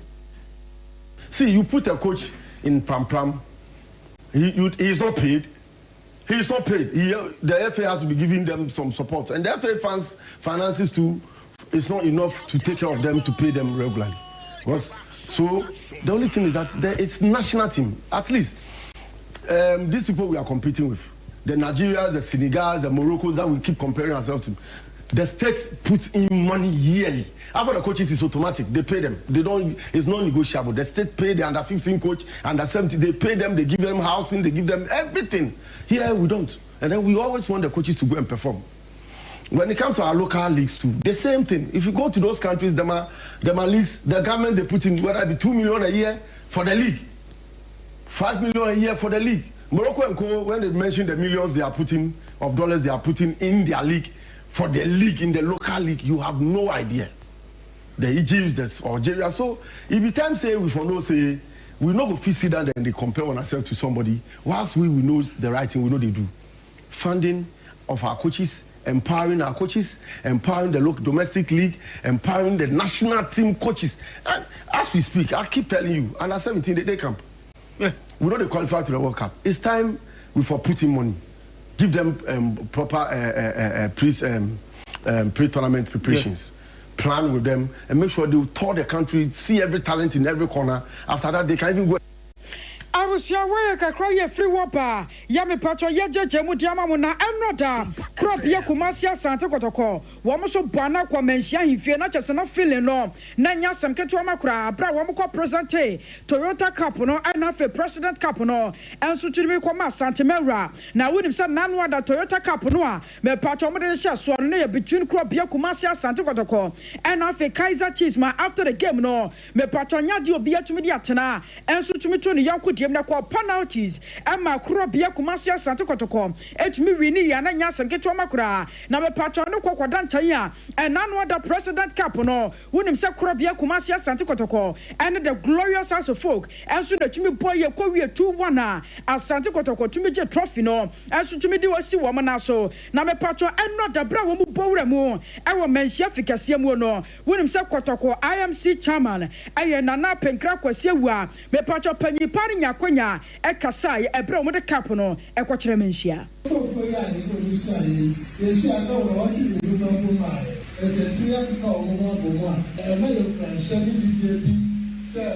Africa Calf Confederation Cup aye pa gogo yi ye no mo aso na sa behia e bi se omo de no omo mu ni Africa Cup wo South Africa o e coach chia na se e ti ye pra fa ni am hihye po ye ti ye no ma preso referee ta o chi de cry so it's no ma preso dia na che se ye so o se ti boy ho mo dia me and so me say every shot ye no bomb fire me pa you bet na bibi Sompa and the within 40 days you the now no there by Africa bet you yes I'm going to about it. I was your work, I cry a free up and watching no, and our chief of staff, ya one woman, she want to Jina Santimera, Nemoa, me patcha one to the Kakra at was to see. No, I'm good. I don't do in shape, yeah, and I'm more from Canadians. One South African, who made a dance again, the two and said, Oh, my fire, Omo Protocol, the Babu Zaka, yeah, Toyota, Omo Afi against the Abiyomusi, I'm on my Bayuska.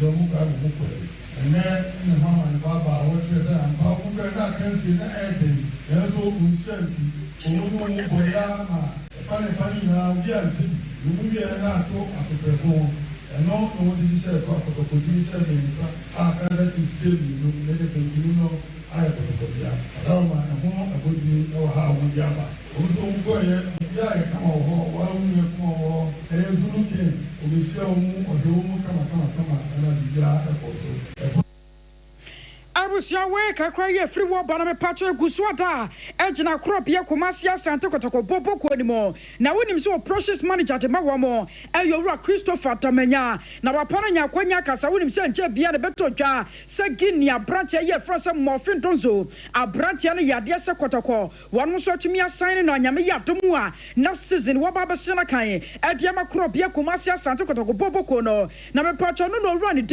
and Christopher Tamenya, what Penny. Parinya kwanya yo kasa ye erefa branch en wusi ewu tu se awutu za abet fina hono ba we sa wa jibo no ka pese o kati in no di ko ne o di ne mo be eno ntina ya me ado mi e kimi sign give strike na di na ba ka on ya say how best I get to be competing na we know what is that the country we are going to fight in Africa we make sure that we are the Africa and depend on defense we are going to deliver so your Kamara your Aziz your we have all the good we have even the small boys that we can easily do well. But even what Kamara now Aziza means that you finish all what you want to do. The problem now in Kotobo is the wings and then the striking. We ensure which is the outside Ghana number 10, who's the 10. I was your way, your precious manager, Adema Cropia Kumasia Santa Kotoko, Ora Christopher, Damanyana me Pacho Yatan Kano, Nia Bobo the glorious house of folk Bobo Kodimua, Nasa communications manager Temawamo, Ayo Rani D, and what Pariato, me Pacho Penny Paranya Kwanyaka was a taxes a dear, Yera did Dramani what the Bia Papa, Yachas a woman process and all, was a Yasam Ketoma Cranioma was a dear Guaquemua, I'm a boys and I shall say your training wahono, and Usumun Sam, Ochi we say. This is a decor, and this is what we expect everybody to understand and accept. We have to build a culture. Now, they will build this our culture. You go through this. Or pitch, you can reflect. Say, I didn't know chair or blackboard. So this is what he wants us to do, so that everybody comes along with the exact situation. Now, every department be on person. Picture. So when he gives the sign, now it means that on the more prepare he didn't think well. So he wants everybody to be on the same path and then think it very well. So when you get onto the pitch, who means say this week, so Naka say you do that again. You go back to the classroom again. Not just I don't know now run the team. Anna Kennedy Boachan Same Pacha Upo Remo, and one nation serves in Popo Quadimua. Mamma Fantu and himself one day see you. Yama Pacha wa down on a penny pananya quasa, Anaswanya Quenya Casa, Adiafa Branch and didn't Razak Simpson home. When himself Branch and just says in one Casano, just an modern body heavy. Wababa what cake ye Papa Paya Sam Ketoma. Nanona Comodium or Kennedy, Boachan Sababa Chiramo, or say offers and they don't run one.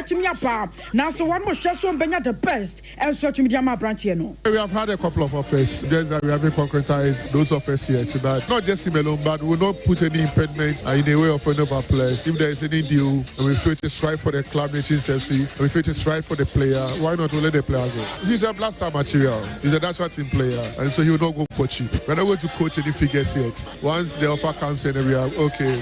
We'll let him go. No, he's had interest from Algeria. There's an interest from Albania. Locally, 2 clubs also came asking for his signature, but they came asking, but they haven't come back. But there are a couple of offers for him. And I know even if he doesn't leave now, probably before the start of the league or midstream, yeah, he might leave. Once the offer is good, we'll let him go. He served the club well the past 2 seasons. Penny Payani and Kennedy watching son of a patrol turning cano. Namamen Fantum so when him say, I'm not a young vacancy be, and so to me, Kwasua Magana, Nanya Sanketo Macra, Bibiana Costas, one more Sonia Soya young talent, no, and so to me, Kwasia Kama after the game, no, Bibiana Costa share 3, I saw a young talent, and 1 month to me a Shabi, Yanuka cry a free wapa me patrol Jamo, and so to be Diamet for now, Power Ramon, Crosua, me patrol Mamen Fantu anymore.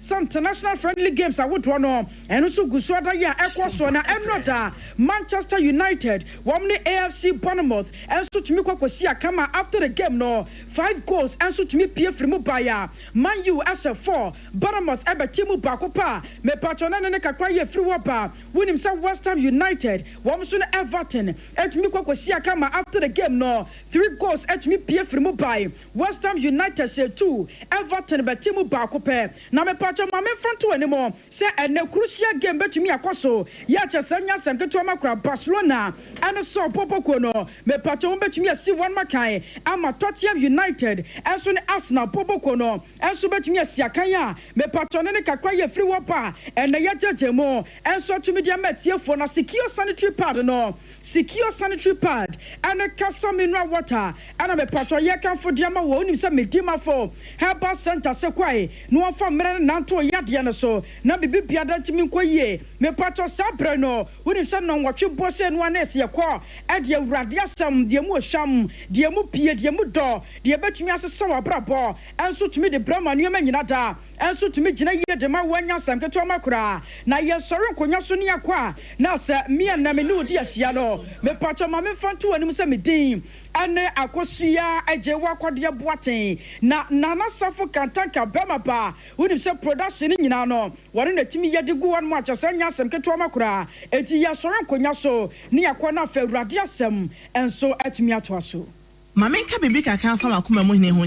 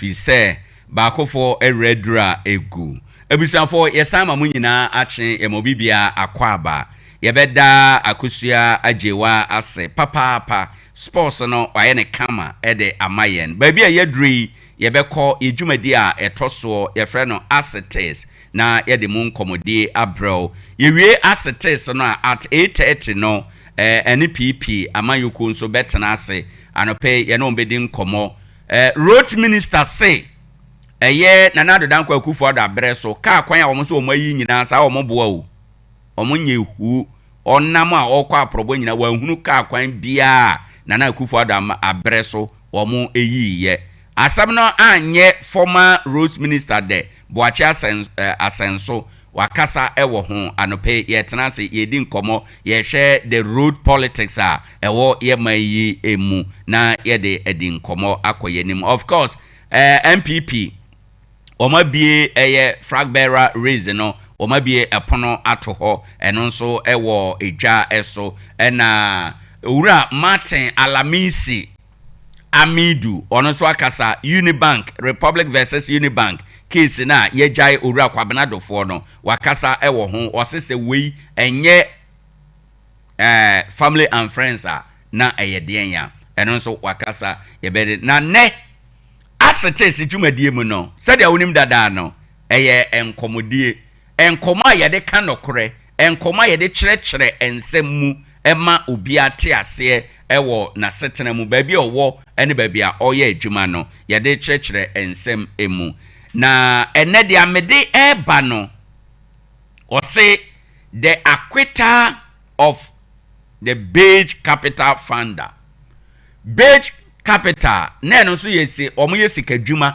e wo man yi mu e kan bank ya hodo a 2018-2019 MPP abreso bank ya egu ye no e kan ho ebi na pani a na oda no no wo mo bo no kwadu wo mo kyere no e de ni gina emra no o se woni fo yemfa nko yemfa mra ya twetwea nurachi ya Attorney General say ono so nasemi ohu emfaso bi e woso nti na ne nye ho eno nso wagyae akire edie na eno na yepese yedi emu nkomo kakra na magyae we no ena owura Martin Alamisi Amidu o kasa wo ho mebese yehwe nasem o kan ye no na afi yede ehye ye nkomo yi ase ene anopei ewo eha enom Ade Akye Abia the acquitter of the Beige Capital founder ewo ha yebedimu enkomo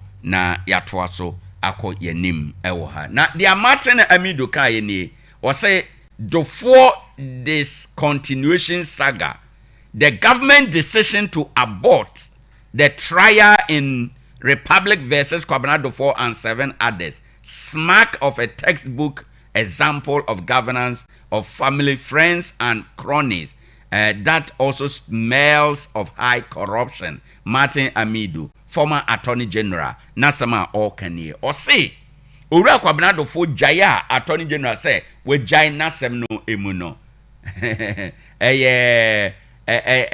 Enkrate mu mfanto hua, chere family and friends, ebusiane namfo, ne ayonkofo amamuo, ya emu apro ketase she ewomu, eno ena former Attorney General Martin Amidu wade atu eja ewo ho.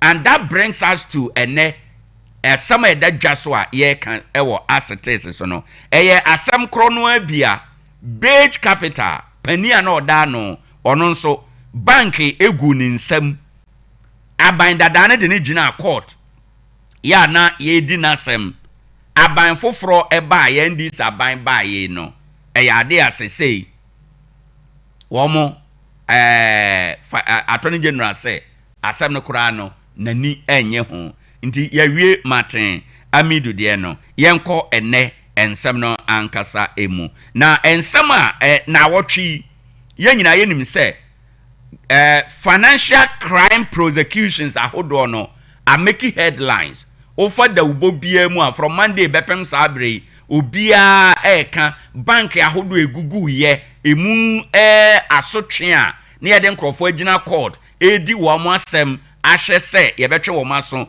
na ye gya wo mo no eno na abeye news a obi a eka bie na emu baako eye Michael Nyinaku ono ye founder Beige Capital sese ono nso emfie bebre achi a omanu edi nasem no abosome nso ni a NDC betena konwa so no wo se asem no o matwam Attorney General say oni akire biem ede entia efi se wo mo kire se ye toa so di asem na hu emfiri mu ma ye nkonya mfaso bia emfiri mu eno nti ena wo mo ayese wo mo etwa asem no emu na wo mo kire mu se infie bebre so na ye di asem no oman no antimi ammo owura Nyinaku kwa dua nkodrum pempenso se nanka ye bema ono nso wabie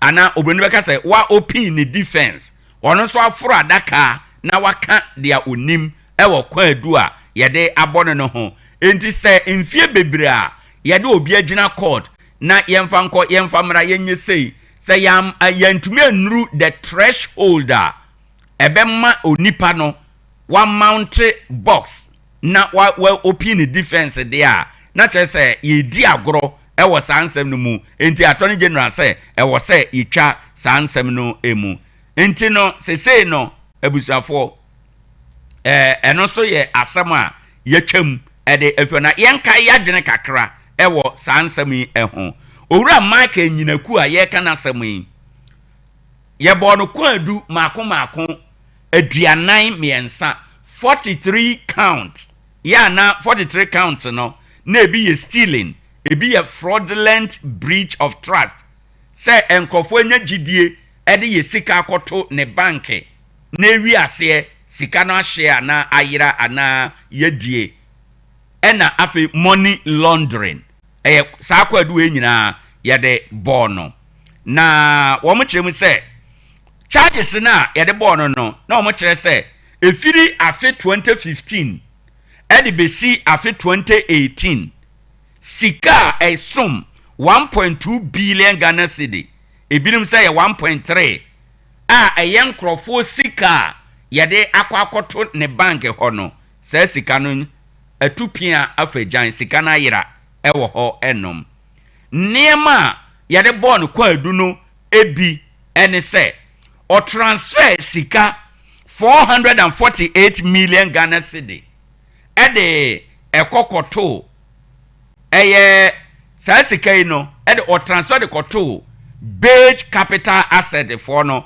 womo account emu ya sa account no eye ono ane dia personal ena ode ekokoto mu ebio ese sika 141 million Ghana cedi a o transfer ye no ode ochechegu 35 different deposit account mu yeah ni nyina no call Beige Group again yeah eno nso no eye ono a na ohwe so eye ne dia wo ho enom enti eno nam so ama sadia sika no ne niam no call ye no ama ehun se abandada no hun se adwemone abanitim se nkrofo sika wode befa kwamone eso edididi mu a sika be ya 320 million Ghana cedi binso eno nso no yade a eko First Africa Savings and Loans emu ewo ho enoma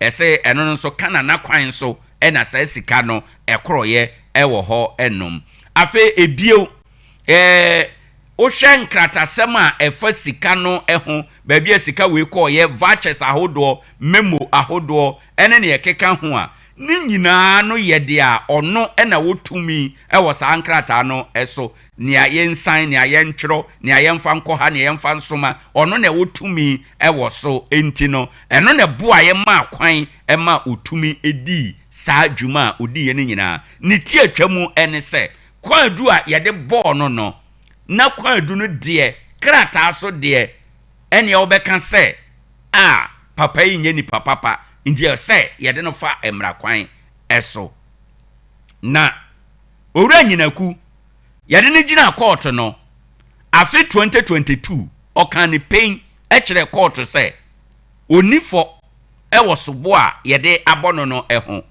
ɛno na ma court ma ne bail ya na bail no sika a ɛda soɔ ɛyɛ 200 million Ghana cedi ɛno na ɛda soɔ ɛne agyapadeɛ binom a ɔde esi awowa ɛgye bail ɛkɔ fie na ɛnum no kwa adubɔfoɔ no wɔn frɛ namfofo bebree adansefo bebree sɛ wɔn di adanseɛ entia owura no ɛna afei defense for no nso wɔn nso a wɔn ɛka sɛ de amode ato yɛ so owura nyina ko ne dɔm ɛna lawyer for wɔn nso ɛfrɛ ɛyɛ adansefo aduosia baako na abusuafo yɛmfa nkɔ yɛmfa mmra yɛ a babi adura ne sɛ asɛm no eni agyinaso bia nti no ɛwɔ sɛ yɛgyam dwene saa asɛm wei ho sɛ ɔman mu obi di bɔne kɛse a ɛte sei na sɛ mfie bebree ɛda Ghanafoɔ nyinaa asom ɛne yanim sɛ yɛde onipa sumasi agyina court bɔne wei na yɛsɛ wayɛ bɔne wei na yɛsɛ wayɛ na ebe wiase mfie bebree ni asɛm nie no antumi anuru mpɛmpɛnsoɔ sɛ yɛbɛma nipa no koraa kwan ama nipa no gyina adaka mu na nipa no akyerɛ sɛ midifo ana minifo ana nipa no bɔ ne nkuro na ya atiefo yɛhunu sɛ na sɛm a nkuro a wɔbɔ yi deɛ ɛtɔ asomu ɛna ɛntɔ asomu a na kyerɛ sɛ ɔman no yɛdi agorɔ ɔman no yɛdi agorɔ yɛdaadaa yɛ ho sɛ o yɛko kɛta ahyehyɛ yɛyɛ wei ɛbɛsi dan ade obi bɛgyina court afe bɛyɛ baako atwam mfie mmienu aba nipa no anuru mpɛmpɛnso kora sɛ ɔbɛmounte box na wɔ open defense wɔntuma mi anuru saa threshold na kyerɛ sɛ ɔman na faili na kyerɛ sɛ ɔman no edi agorɔ ɛwɔ kɛta ahyehyɛ ne ko emu na kyerɛ sɛ kwadubɔfoɔ wɔn na wɔn bɔ kwadu no kwan bi so no wobɛka sɛ wɔn anyɛ wɔn adeɛ yie enti ɛnɛ wanhwɛ yi a saa asɛm na esi yɛ ne nti no wobɛka sɛ after all Attorney General Dominic Ayine ɔyɛ right in the sense sɛ na adanseɛ wɔ hɔ yɛ kyerɛ sɛ obi adi bɔne a deɛ na esi ho kwan sɛ afe baako mfie mmienu ntam nipa no wanya opportunity and mounted box and open the defense ɛkyerɛ sɛ kwadubɔfoɔ ammo kwadu no eye ɛwɔ hɔ enti sɛ nɛ Attorney General ka kyerɛ sɛ kwadu a yɛde abɔ nipa no emu ɔhare agyinaso bi anim sɛ yɛbɛtumi ade nipa no yɛde na fa mmara no atwe ɛyɛ nipa na so a kwan bi so no bɛka sɛ Attorney General yɛ right fi sɛ na agyinaso wɔ mu a nka ɛwɔ sɛ saa mmara na yɛde ne gyina court nyinaa no ka yɛnya biribi gyina so ɛde bɔ ne kwadu ɛma ɛkɔyɛ ɔhyɛ sɛ nea yɛde ato so nie bra na bɛyi wa no but onya opportunity ka kyerɛ court sɛ nea yɛka nyinaa no oni ho fɔ ampani ampa oni fɔ a yɛma ne bail no wanenam ho anenam ho aba abeduru empempenso a waduru no ɛne sɛ Attorney General foforo a ɔba yɛ kura sɛ asasam no kura mpo no ɛnya asɛm a na ne gye ho nti no wa file ana wɔtwam ɛwɔ hɔ enti baabi a yɛduru nie afei Attorney General asoyɛ na sɛde America no wɔn ɛyɛ kwadubɔfo a wɔn di nsɛm bi no te sɛ anim no sɛ wanhwɛ yi a wobɛka sɛ ɛba bɔne akɛse a nipa binom edi tia ɔman na wanhwɛ yi a wobɛka sɛ Attorney General office no wɔn lack the teeth to bite wɔn num ɛsin nim a wɔn de bɛka enti no ne ehia ne sɛ wobɛdi bɔne na Attorney General bɛkyɛw ɛde wobɛkɔ court na wanya lawyer ni na mode ntere kɛsɛ na da bia ya file wei ya penkyeremu wei ya ntwɛn wɔ ha yenye sei wobɛya na wa delay process no wo delay process na aban foforo ba Attorney General na wabɛtwam wo ho so wafa ho na wakɔ akodi what happens to nkrofo a wo sika ekofa saa kwan no eso moma yenka no kore enkyere ye ho se the banking sector clean up na abandada no eyeye no bepem sabra ye kasai emu bia ni ho a yede akọ asɛmdi bia yedi asɛm no akosi awie ye ama yenye obi a ya kye no krade no akwakotom Aje Owura William Atu Esien na Owura Atu Esien kra no ne ho koka adwamu efise wa oye na dwen se one aban won betena ase na oma akodi bone na wadi no yakodi ano eno na brofo mu ye fra no plea bargaining omukodi ano na omo ye nhyehyeye se ometua sika no odi kan tua sika no bi ne ka akira ewo se wotua na wankotua no nti ene ma ye kye no ede no ekokoto mu no ono kura mpo mene wo kasai enora wanya bail enora yayi no enora yamani bail bail no yayi na oba betwen eda ombetie ni bail no se yede be ma no ana yemfa ma no but as we speak now no yamani bail enora ebusanfo eno da nchen a bank ya egugu ye enkrofo a yese wo madi sika no nyina sa cases na de court no nyina ni nyina da so wo court area yenim ne a ama area ewo ho enom na ye te omamu na ye ka se enkrofo awia billions of cedis na ye nhunu ye ntimi fa omo nkwa asem bia empanish wo mo de a na che se e dangerous for us as a country. Ba be mo abi kowia 1 city 2 city okowia akoko ba ko be kowia brode ba ko bia ebe wiase no ono de dano jaso hwem na yadi nasem na yade no kɔ ewo ho enom na mom se nkrofo ewia bokro no akese ewo man mu de a na ene afi na ye beka technicalities na ya high lawyer fo akese na afi de ye de lawyer fo akese edi etwintwan enema no na kwan mu wei ene ma metenase na se medwen ora no eho a enuanom mo amugidie hye ora no mu no minimize your expectation ewo ora mu na with ne ekosoi ora produce tangible results bia produce bibia ehu enwanwa eboroso ora produce bibia ehu enwanwa eboroso ebekwa akoye te sese ya euphoria hey oral ebe wiase no asem die no ankasa be hyase no obonse na ejo ebedru ba bi no na asem na be ye troka eno an no hwete some end of story it is say wo expectation ewo ora mu say ora na ye oman na je nkwa reduce your expectation. If you say Niekosway any the actions and inactions of the current Attorney General, forget. Bibia en free oramu emma. Ombetima ye prosecutions no be. Prosecutions in the ombe ye be. But me say bibia en free mu ma te sadia omama yate no because se oko dwaso na otwen sere mienu e odwa no so a ye bisa ba kon wi a ye misa de aka no by implication by default ba kon bo na ye ka kire wo no saa na we nso te enti sadia cases bi high profile cases eti say ekokoto a yetumi tena ho a na yenya results no saa na ora beye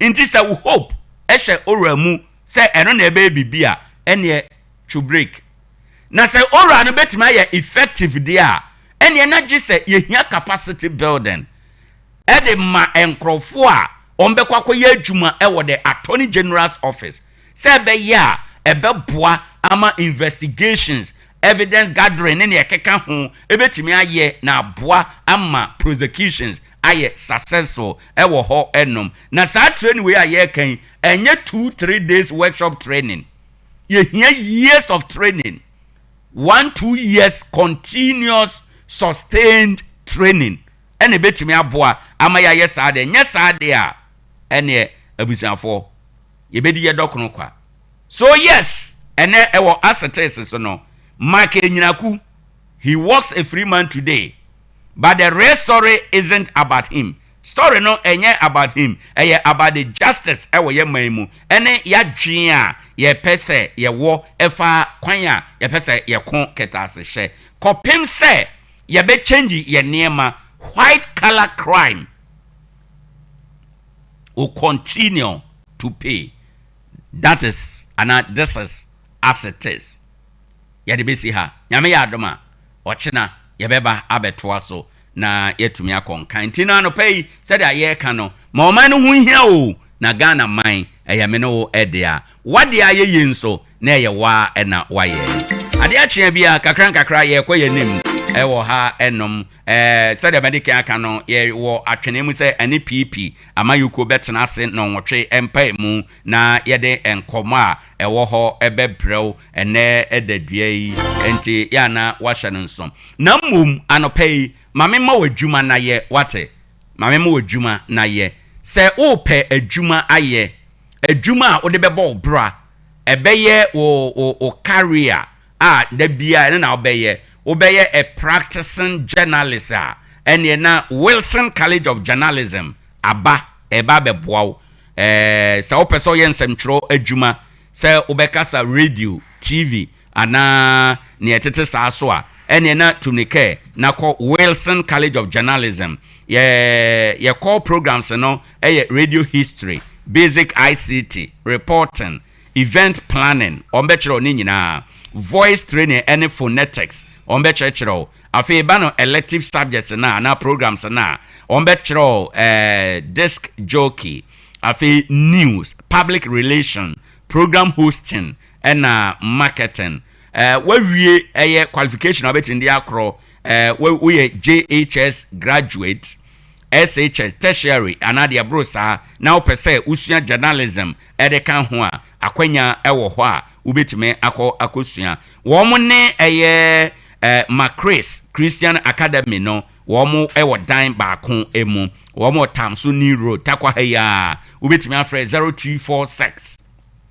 401305 oba Sompa FM hanso a wonsa ebeka bi ewo ho enom ama omatime abo afi Synergy Eye Clinic ubenya forms no bi Owoahene FM ubenya bi na Pio FM okwa onsa ebeka Wilson College of Journalism wo forms no bi na woni wo ede ejuma Isaac Hardwares efrefro say adanse hu ne ma de na dwasua braha no ubenya blocks ayetwa wie kama ne ho den na do ede bodan so headband binding wires pickers and afi quality paint ni nyina ebi ewo ho a ebetime aboa wo wose yemfanto anim se hwehwe wo machi akwan wo Ike City Aboso Road ya be na Akowia Hotel 0244 111153 and 0550 251 600 obaha haye baabia yeton adanse ho nema eye papapa na ne bonso e4 ebetima ye free estimate e de amount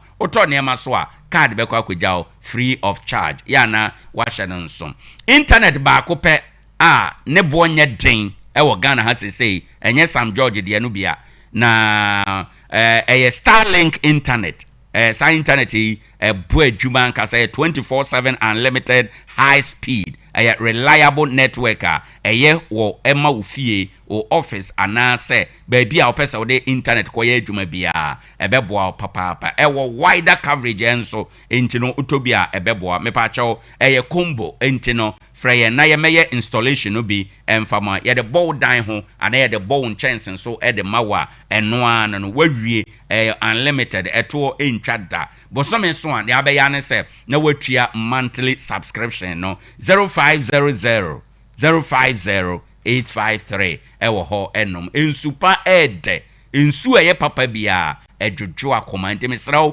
anopei se wo pensupa anoma eye Freedom Arc natural mineral water ensu we any size ewo takwa ene ntemu ha efi se baabia ye ne no ɛhɔ krojen enti ya sɔne nsuo no so ama yɛdi adanse sɛ ɛyɛ nsu pa onom bi a ɛbɛboa wo yɛafo bi da yaresabea fa weyɛ ne nsuo ɛyɛ ma wo fie wa wade ase wayi ase anase nipa dodo dwumadie bi a wo na wo hosti no wo ba wo mo betime aboa wo afei ɔse yɛmfa nto anim nso sɛ baabi bia wo ebia no o frɛ sɛ yɛmfa nsuo no bi mbrɛwa yɛde bɛbrɛw ɛyɛma hotel for ɛyɛma restaurant for wo ba wo betime aboa wo frɛ wo mo sesi anahwehwɛ ɔkyi akwan ɛwɔ Sun City ahweteɛ so drill masters for ase hɔ a 0244 534603 ana 0247 615931 Unya frɛ wo mo pɛ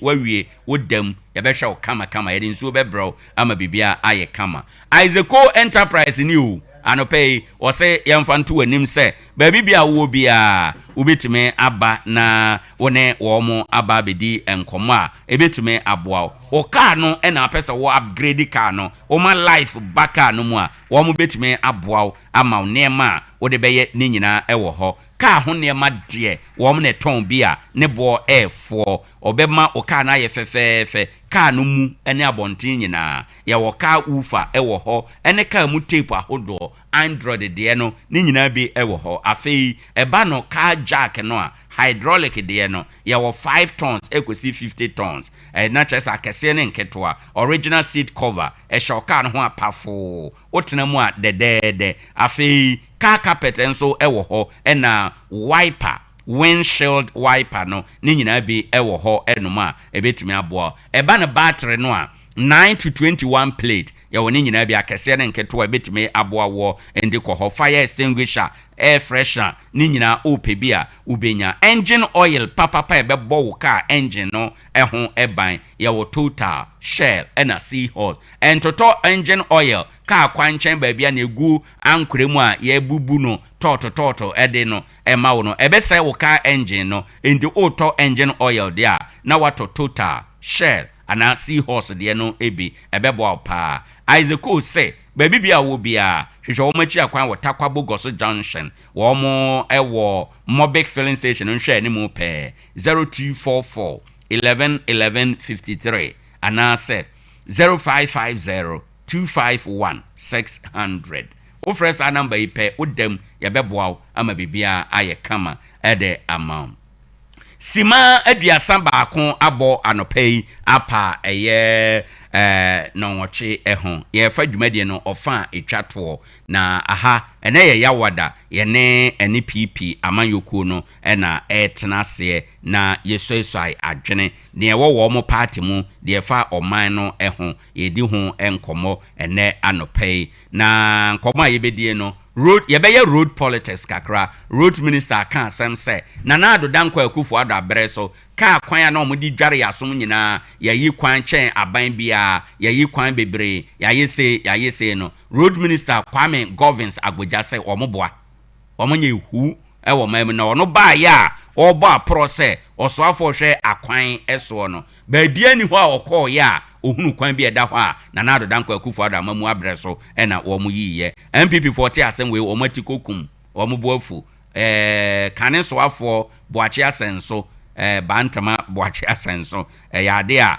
wabeyi ano ɛwɔ hɔ ɛnom afei criminal trials na yɛtwitwa mu yɛgyagya bi no yade a sese a yɛ kasa no ebinum sɛ set bad precedent ɛwɔ even though ɛyɛ ebinum sɛ yɛ wade nyina ho kwan nanso nya ade a ɛyɛ lawful ne nyina na ɛyɛ papa enti no de bi wɔ hɔ a ɛyɛ lawful but ɛnyɛ papa ɛwɔ sɛ yɛdi akyire yɛbɛhwɛ ɛho asɛm na yaka ɛnɛ anɔpɛ na ɛno yɛbɛka ɛyɛ owura kwabnadofo ɛne Unibank deɛ no na owura kwabnadofo na deɛ na akyi no owura ato Asian ɔno yɛ jeli no the same case ɛnora yama ne bail pending na pila wayɛ sɛ ye ntwa nasem no emu no enra ya ma ne bail ewo ho enom agrada nso de ne de abebom nora ye de ne ba court na ono so ka se nasem fofora ewo court no opese ye plea bargain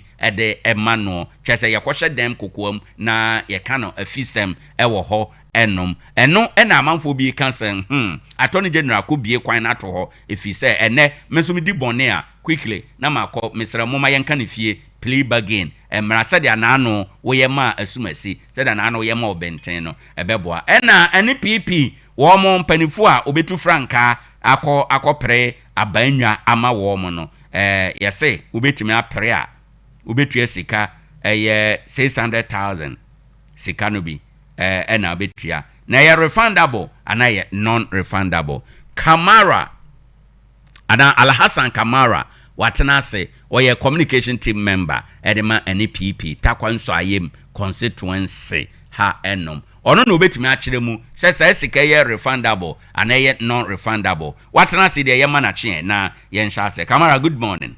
Good morning, Minero. Na apom to saying. Obadi adaroma nyakopon de yankwa chen. Yenya hodi sorry.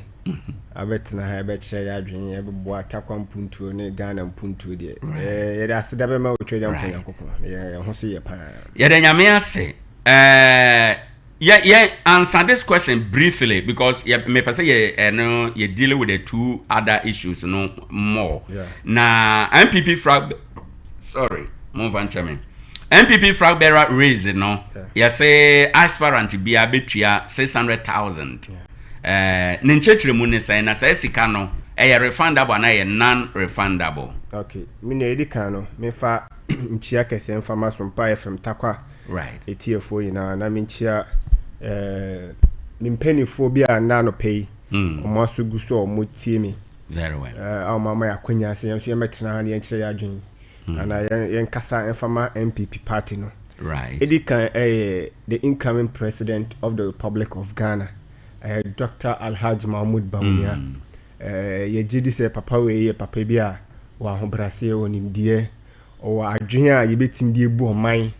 Na this the time a Ghana fo nyina no obi biara eba be hu Dr. Mahmoud Bawumia as Dr. Mahmoud Bawumia. Ye mfa no associate obi biara na entity biara. He's coming as an independent and an individual. Be able to na dream upon in the nyansa or person or the book Ghana mine at my 2028. If you are my friend Chiasoma, me am a former member of parliament for Tarkwa in Swahim and the deputy minister for lands and natural resources. I Honorable George Milkuduka. I kasi audible as the campaign coordinator for Dr. Mahmoud Bawumia in Western Region. Okay. The Western Region campaigner Dr. Bawumia the campaign kosu inano. Honorable George Milkuduka ena idiano na oda no na nyo kwa ina oda no hwe ema enyoma bi se ai akoso Western Region you obeti say Honorable Ochida Kumensa the former regional minister of Dr. Mahmoud Bawumia camp you obeti say Honorable Ejapa Mesa omunyina aka ho Honorable Patrick Boama ena do pay me for nchia kese inform and the regional chairman for the New Patriotic Party Honorable in the this year omunyina aka Dr. Mahmoud Bawumia campaign ho omobo atutu nyoma ma Western Region yenso ya fa yentoma pay from menua umi say oba Western Region enka no say omampani bi ba right ohwe okọ region bi emu a ohwe individuals omo ho na watapi omo edoma kan campaign ho na Western Region over the years no yempanifo no eba obo say imu ache na we di we echi na we di we echi na we nam ha na we nam ha obo say at the end of the day na penny ba ko beba no na nipa kuma bi na ne di nachi tubo say nyoma e wo say ba region ni mo no na so aye so ate this time around yempanifo no say dabi e wo say nyina ya dwen ko ba kum nyina ye bochi dom didi nipa ba ko echi say the be ya say nipa no nya akonya no ba yensu ye benya more representatives right the cabinet because we say Ghana had we MP na ka cabinet ho a ana we near any ministerial appointment bia na we say development no the keti kakra nti the yempanifo a omosom MPP party or region martin no aso regional man no nyina ase dabi ye hwe Yeru Kennedy or a fine man we di party no march yi Yeru Owoahene Acheampong also eboa with the resources we Eastern region Yeru ya we dutwum oba education minister ye ni medwuma so ya we education sector but omo share san kofo nyina mo se dabi edwuma Yeru Dr. Mahmoud Bawumia ebe ye as vice president and the Juma wa be ye as running mate e dey some party no for 16 years no ye mpani force da be ye hwe sa papa we a ye gidi say ono ne ye bɔ n'achi dɔma obetim de bibi papa bi e dey abra western region to mu ina abo chi nti ye so youth aya western region aya Tarkwa nso em ye na ye gitum zampa yewura Dr. Mahmoud Bawumia de ye bɔ n'achi dɔma ye nti ye na ye dey support e dey amaye mpani for ye be make sure say Dr. Alhaji Mahmoud Bawumia ebe win seat no in western region na eventually be the president of the Republic of Ghana nti bi say MPP party Ghana ene Tarkwa ye ho ye na ye woni so say 2028 ye hwe de ekoso Ghana ha ne Tarkwa ha ne dia bibia kire say ye nuanom NDC for no bosha omode share ye nuanom Ghana for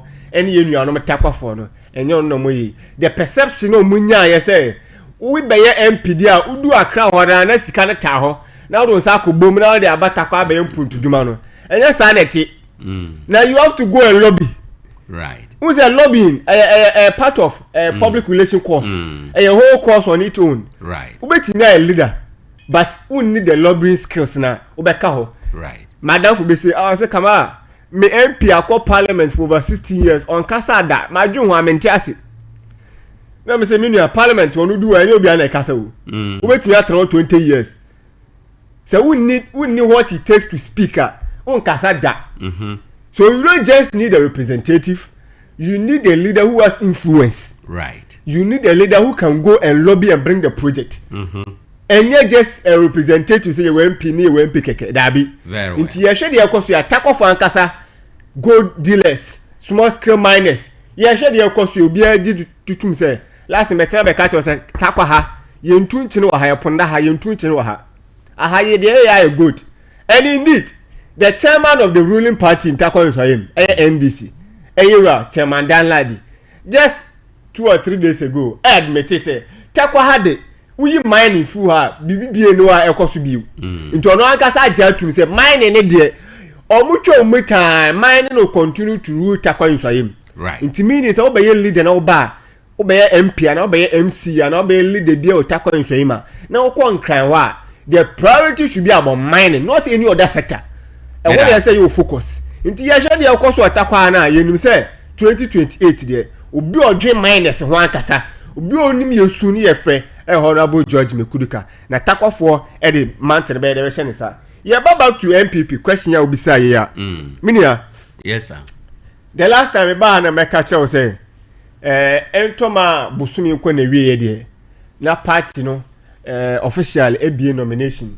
Ama obi biara o si opese okọ contest so opese obe flag bearer biara no den ekọ picking nomination form na me catch say the course will Legon stadium ananko focus ye skill BB to favor a particular aspirant no that's not the case because at that moment no be no aspirant no be picking nomination form into biara was there so we declare intention and indeed ye be a nomination ya you have seen somebody like a former secretary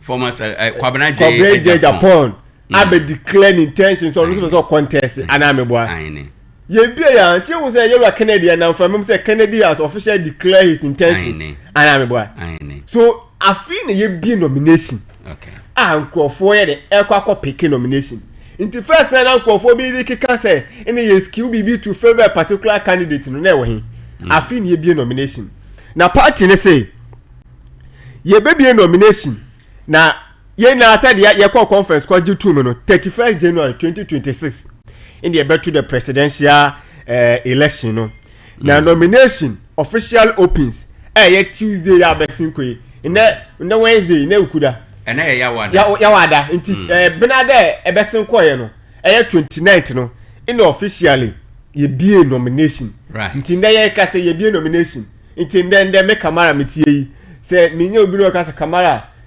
metime otu esika ya monti kopekia meso me ka na makwa ankran akopeki nomination nda ye ka say no officially no Thursday 28 August busume ye ba besini ni 28 in officially nomination e be den ebe close na mpenifo tena asidin no mo say untimi nka se wa sori akeke se wo ba be pick nomination form ne ye print and ye print papers ne ye kawum nsise so ye de be election ye de be run election e kan ade wo nti wo person wo be president dia and wo be flag bearer for the biggest opposition party and arguably the biggest political party in Ghana the New Patriotic Party wo person wo be Franka Tune de mind dia I say we make sure say we benye sika ye 100,000 Ghana cedis I want to pay for some so the title say sika we non-refundable.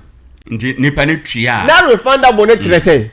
Se wunni minim na ko tue sika no to account nim kolon. Na wa address sa sika no unya biem. It make sure sa na obetue sika no. We si wa dwimpi. Okay. Sampa me contest. Na wunni ma nim na ko tue sika no kwa na the check no koma bank draft no do koma party no say o metua na me ba be pick nomination okotua sa sika ya 100,000 no non refundable ye wie so a wa pick nomination na wie no say tamoso say oba abe file a oba na official wa be hande o document e dey am penny for sampa monje na mo endorse me a eno so oba obetua 500,000 Ghana cedis eno so non refundable. Okay. It means say 600,000 K. Nyame wa adom na ukutua. Party ne say utua non refundable. Wonsa eyede enkan bio.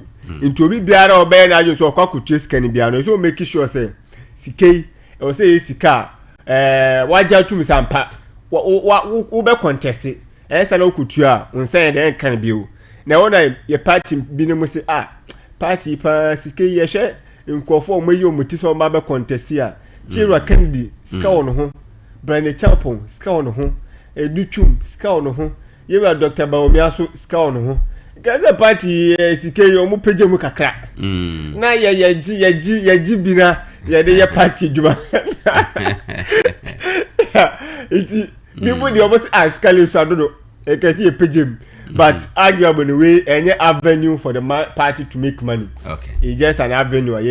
Yedi biena obi biara enya akwenya abede empese party ni mpese obeye na etene bi obi aka say e just omo ye dey amesika fo nko na betimi ade akopeke dabi ye biem ye na affordable am obi bi enye bi na ye wie no ninia the last time ba ha no na ye bobon krofo a omo wa akwenya say sa presidential primacy ometimi ato abane bi na officially no party no release the electoral college no ediaba nti membo so na ye obi biara otie me na no pay ohu omo a omo qualify say so omo to sa abaye ye kwakoto bi dey di kan I say all members of the National Council members of National Council omo ye hwan mo council ne your members of parliament bi a omo yaka omo abom your executive bi a yaka omo abom former executive bi a ya omo no omo ye the leading lead committee of the party. Okay. What you say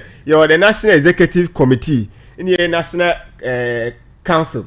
National Executive Committee no omo discuss issues about the parliamentary affairs of the party. It's about the presidential primaries and exam nyoma it is being decided by the National Council. In the about to say ablekuma by election ye koyi omo si jina ye nti obaka say the National Executive Committee no say election ye nko so about the parliamentary affairs it is being discussed at the National Executive Committee level.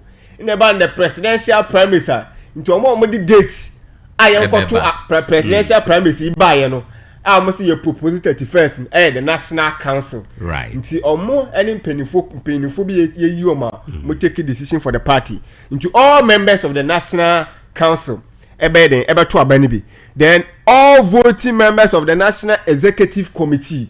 The National Executive Committee no omo doso your regional executives your national executive reps your constituency reps ni ade wo omo ina no edoso but your voting omo voting rights ewum into omo no so with the letting up before the bar no state those who are eligible to vote in the National Executive Committee into share the release omo the bar na wa obi share the party official release no be hu omo ina home then all voting members of the regional executive committee and a regional executive committee, all former regional executives. Inti ye kaso omo abedi regional executives omo twem. Omo nyina. Se nipa na ti asenko dia. And we are member of good standing. Member of good standing they say. Or your former executive. Now say onye un diverting ko supporting independent candidate bi. Okay. Un diverting ko supporting NDC bi. Na o da ho jim as MPP. Now omo divert ko support independent candidate ne ade no. Omo that's why members of my party. Nche say or your former executive. But or constituency bi yen fa say o Tarkwa ha. Maybe was serve as regional executive and regional ibe. But Tarkwa ha no oko supporting independent candidate in Tarkwa. Oko supporting NDC member in Tarkwa. Right. Sign pan you forfeit your membership. All those party and let them from brel say. What NDC inti you. And they say no. Nanu ya mahu release bi free my party no can say obia you suspended one way or the other no the omu amnesty and cover halfway that with that you will not have a voting right. No, say your man amnesty there not to say in other words you restore omu back to inti nipa no or sign by party na or your former executive. No. Uba be serve as a member of the party. But position your previous position, you no hold it again. One hold it or your former only band then you left it. Okay. So okay, now you are not on suspension again. Now your friend say come back to the MPP.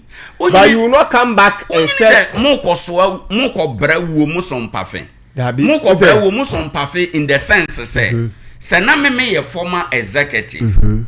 And as I say, new at Inshishayaba say, bibi kurasi ya de acheme. I am welcome back to the party. Ya restore me to my former position na me wo. Therefore, election ebe mitimi tubi.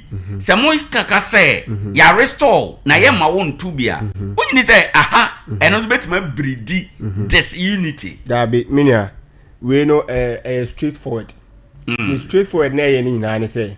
You see, you count members of good standing. Right. Members of is good that the caveat a woman say answer na beto so we are a member in good standing. Of good standing. We are former executive in Kwade. Na say ye ma akwenya mo aba abeto abia. You should be a member of good standing. Ye ntimi nkofa former executive or company tia party just ended the election. So member to aba we bi. Once mo de bone na che nipa no, ye refi bibia atwam. Na messy.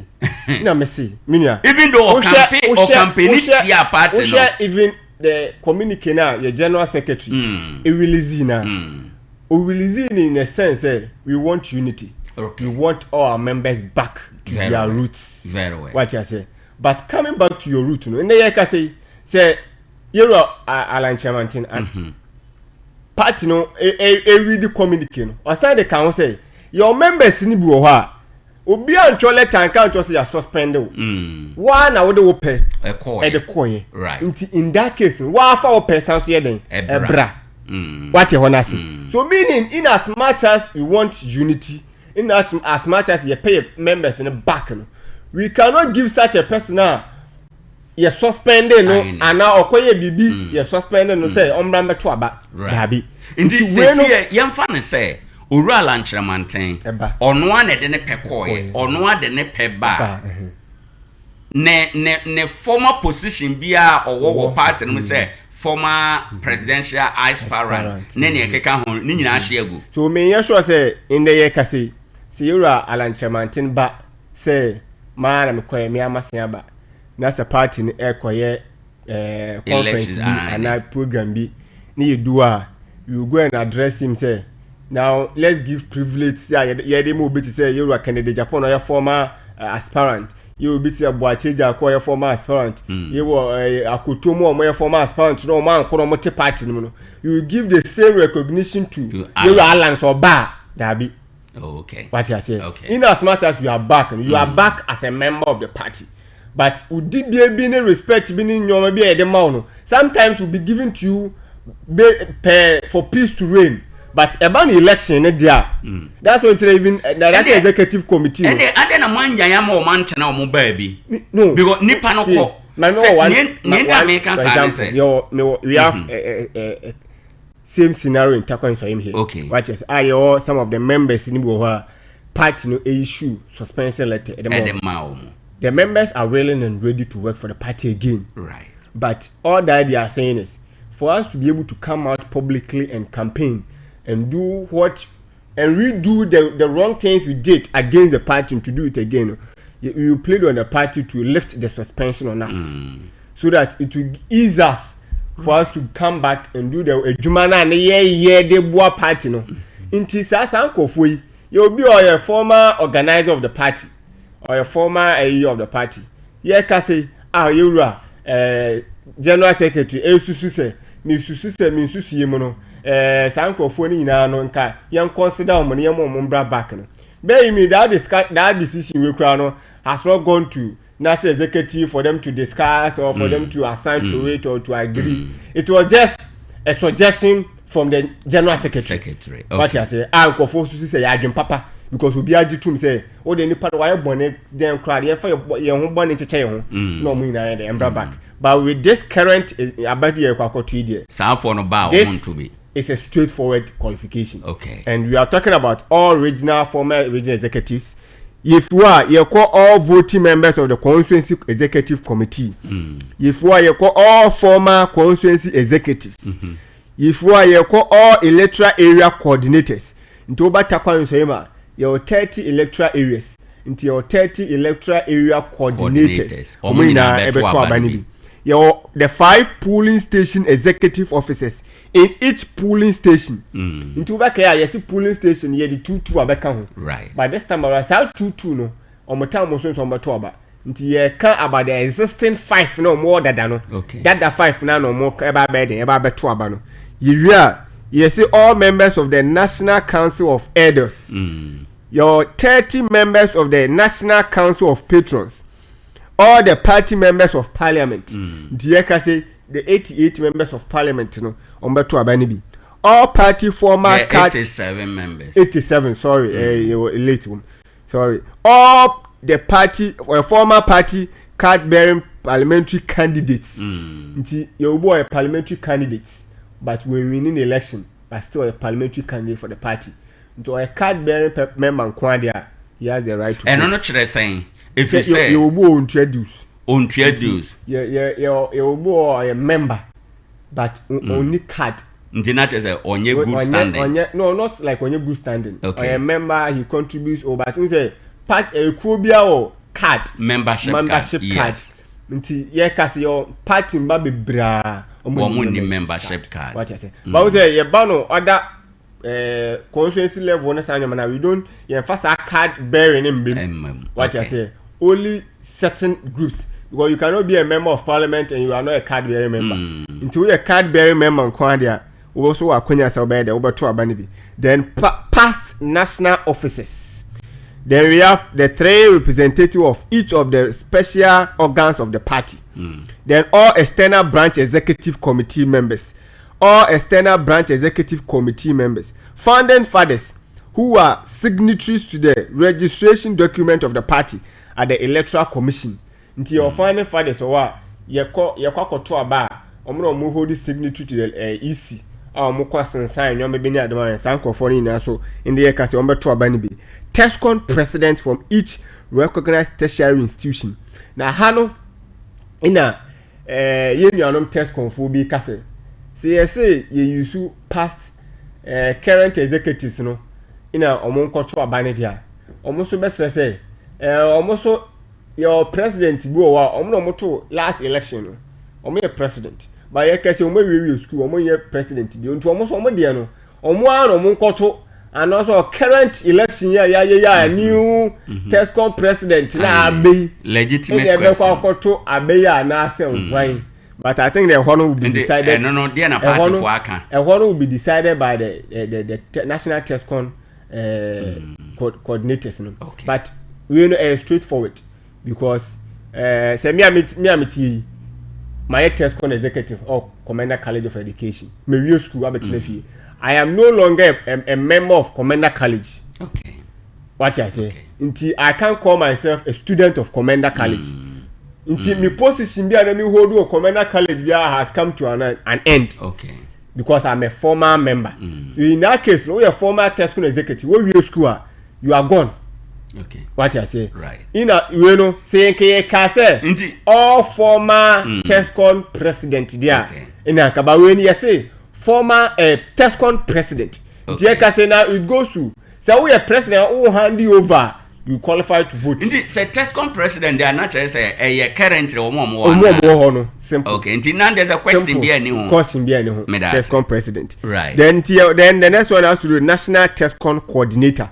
Until Tescom you will be a coordinator. That's a national Tescom coordinator. Then all regional Tescom coordinators.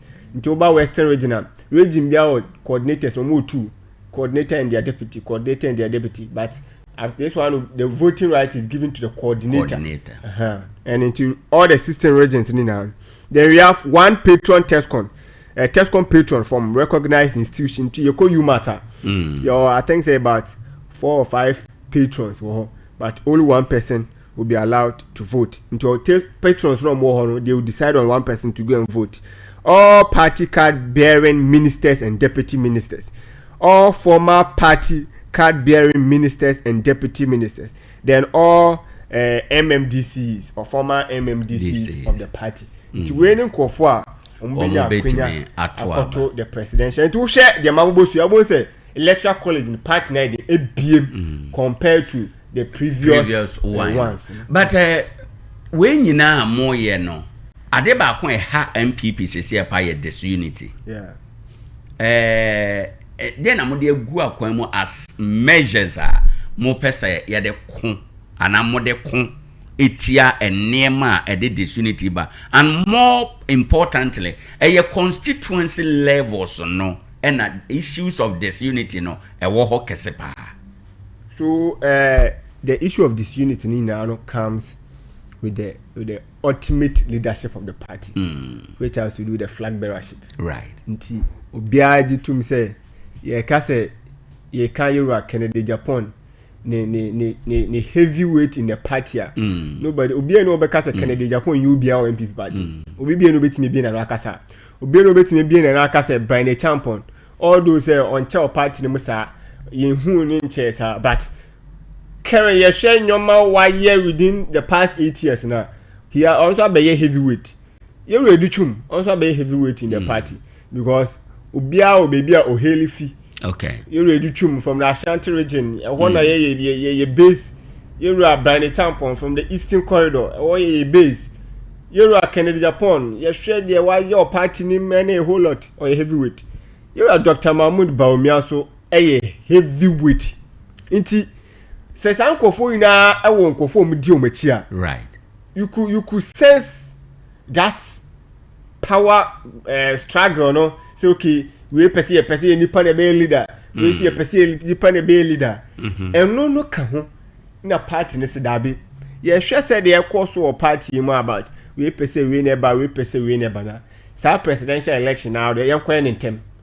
Ye ntem wi a he ye to 31st January abewie minia metimi aka sisu dua mapa say ye to presidential primacy wi a MPP will come back stronger. Because at that time obi bia no be win bia no me am tie Kamara am tie me kasama Dr. Alhaji Mahmoud Bawumia me pese Bawumia beye yi se fofi anto atana se yura Kennedy eba be win the presidential na me ntimi kase Kennedy abe win ntimi support Kennedy that be the new patriotic party se man support Kennedy na me ko born against her. My bear member of no me member of a good standing. Party I say me so me pay the biebo party no wait me issue against me say o cry no party no could decide ko use e ko choose flag bearer the buy no one supportive flag bearer no, so you are not a member of good standing. Maybe at that level, at the national level no e betimi manage, but be a problem no one no a constituency levels no, especially in the area of parliamentary candidate aspirant no. Ni nano board down to the presidential. Presidential no. Yeah, co parliamentary no, so the same. this year kasi Yero Kennedy e won MP so mo support no okay Yero Bawumia so MP so mo e support no nti oba Tarkwa Nsoyima your honorable George Mekuduke's camp which majority of in the camp no are believed to be associated with Dr. Mahmoud Bawumia. Right. What you say? In your other side, almost you believe it's almost you are Ken in Crawford. Nina ye esro. Ntokwa na edidia bisia. Esro hono itimi so anu. So esro hono wie na ye nya nipa ba akopɛ na gina soro a. Ye nya issue of Ken camp, Bawumia camp in Tarkwa biu. Okay. It will be about NPP. Sani parliamentary presidential aspirant levels no. Omona influence this unity any camp Ekoba bedu region, eba bedu constituency level. What you say? Because even at the national level no, obi open national organize bia person no etwitwu Bawumia na no etwitwu Ken. Inti se ne yakoto obana Bawumia na aba. Untimi enko gina bebi nkoka Bawumia ho asemmone because ono ye flag bearer. Second bar ultimate kwatira bebi nka Ken ho asemmone because ono ye flag bearer. But this time around obi a person so called godfather or father in politics, somebody I look up to because obi wo constituency level so picture obi at the national level. Intimi wo constituency level yi mi sure okay Dr. Bawumia no national level me feel say Dr. Bawumia ba me so me ho beto mo constituency level. Inti san to kwane wo so no ene edidia de den edeba form. Inti ye solve any wia me nu trust me Tarkwa Nsoyim Keno Bawumia whatever will be good. What you say? Then ye wia enu tina party ni say election bi a ye pese ye bia no ye intentem. Inti ye wia presidential na other elections be 12 so by 2027 be ban there ni ye wia all elections in the party. We have about 2 or 2.5 years to campaign as a party, not as Camp A or Camp B. I think say election there, in term no, ebeboa na bridge the gap now. Create that disunity in the party. Yeah, road politics kakra. Governance accountability series. MPP time meet the press series no be. And our byway, so and our byway, the end of friend of governance accountability series. Road Minister Kwame Govins Agbojako Eso Enra na Ochiremu say Obedi Road Minister Oba Pro Ghana nyina no. Said the MPP for the bomb ho safo hene say my roads a chain government bia in the Fourth Republic no. Wonhunu bibia e wo ho enom. And am so ma minority kra Enra omoye emergency press conference to respond to Nensamna or Kano relative to routes President Akufo-Addo tenure. Ewo omaye emo. What do you make for the against and the for argument?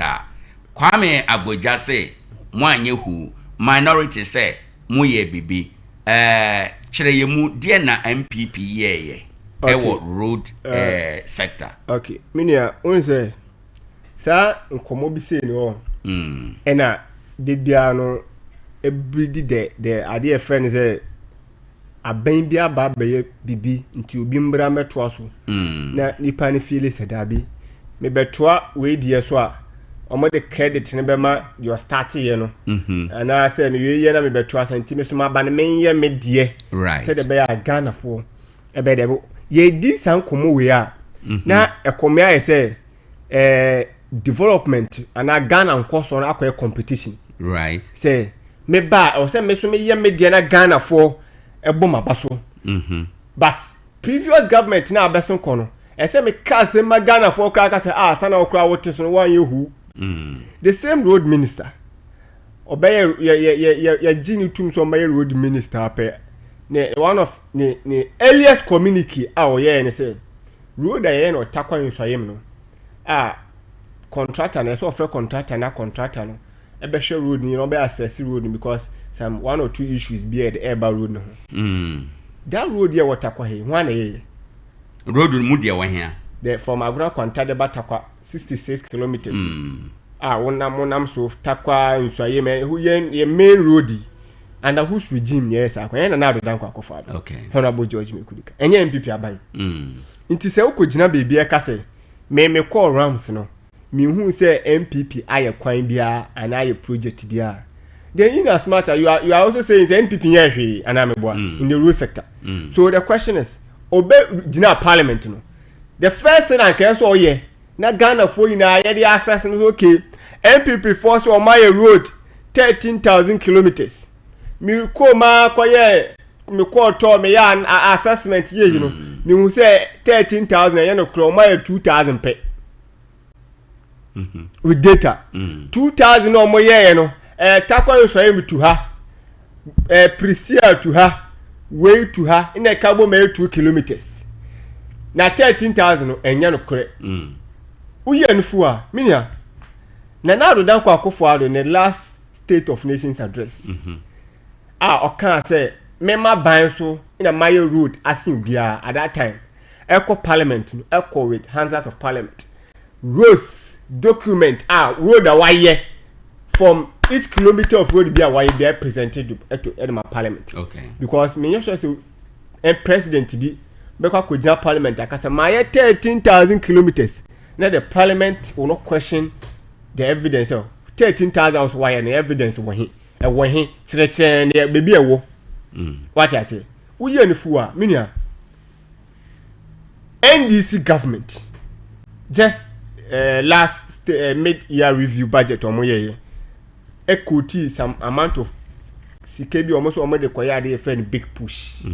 Now big push in no e ho no mbekire e kwan a omo ba beye. Right. E dey ama MPP and I dey ama Ghana for. Na MPP for so my sa kwan no ko hwem na enye no kre.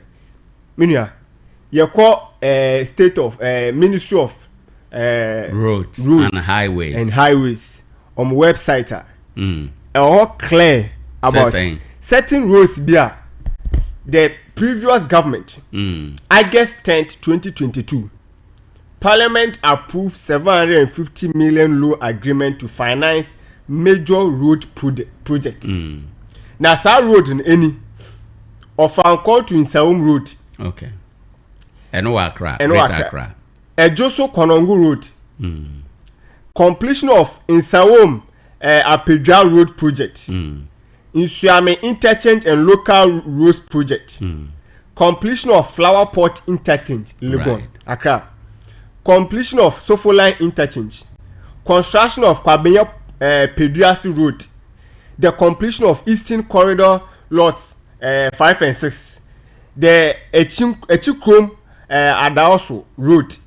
Then purchase of rolling stock and spare parts. Then stadium infrastructure for African Games. Okay. Sa project and as I road ya maobosi oko Ministry of road and highways and a Ministry of Finance on website you clearly see say sa project and as I see it is there 10th August Ministry but Kamara Ministry of Roads and Highway one thing say yaye allocation amount say je koye adwuma na waye adwuma no so they are two different things because these roads are flower pot. These roads are bobo now. Flower pot now betimi aka say womo ewie ye because of Ankor road now wo kan no enye ho na wo ye minim the state of that road now. Yes. Because I don't think say sa road no womo ewie ye. Kumase Swami interchange. I don't think say womo wie sa road no. Even though as at the time I hear election na contract I wo ho there. So full line interchange the same story. Kumase road ya na wo kan the same story. Intino say minister na kan say yamamu say sika we ya yes approval e wo say sika we the amamu.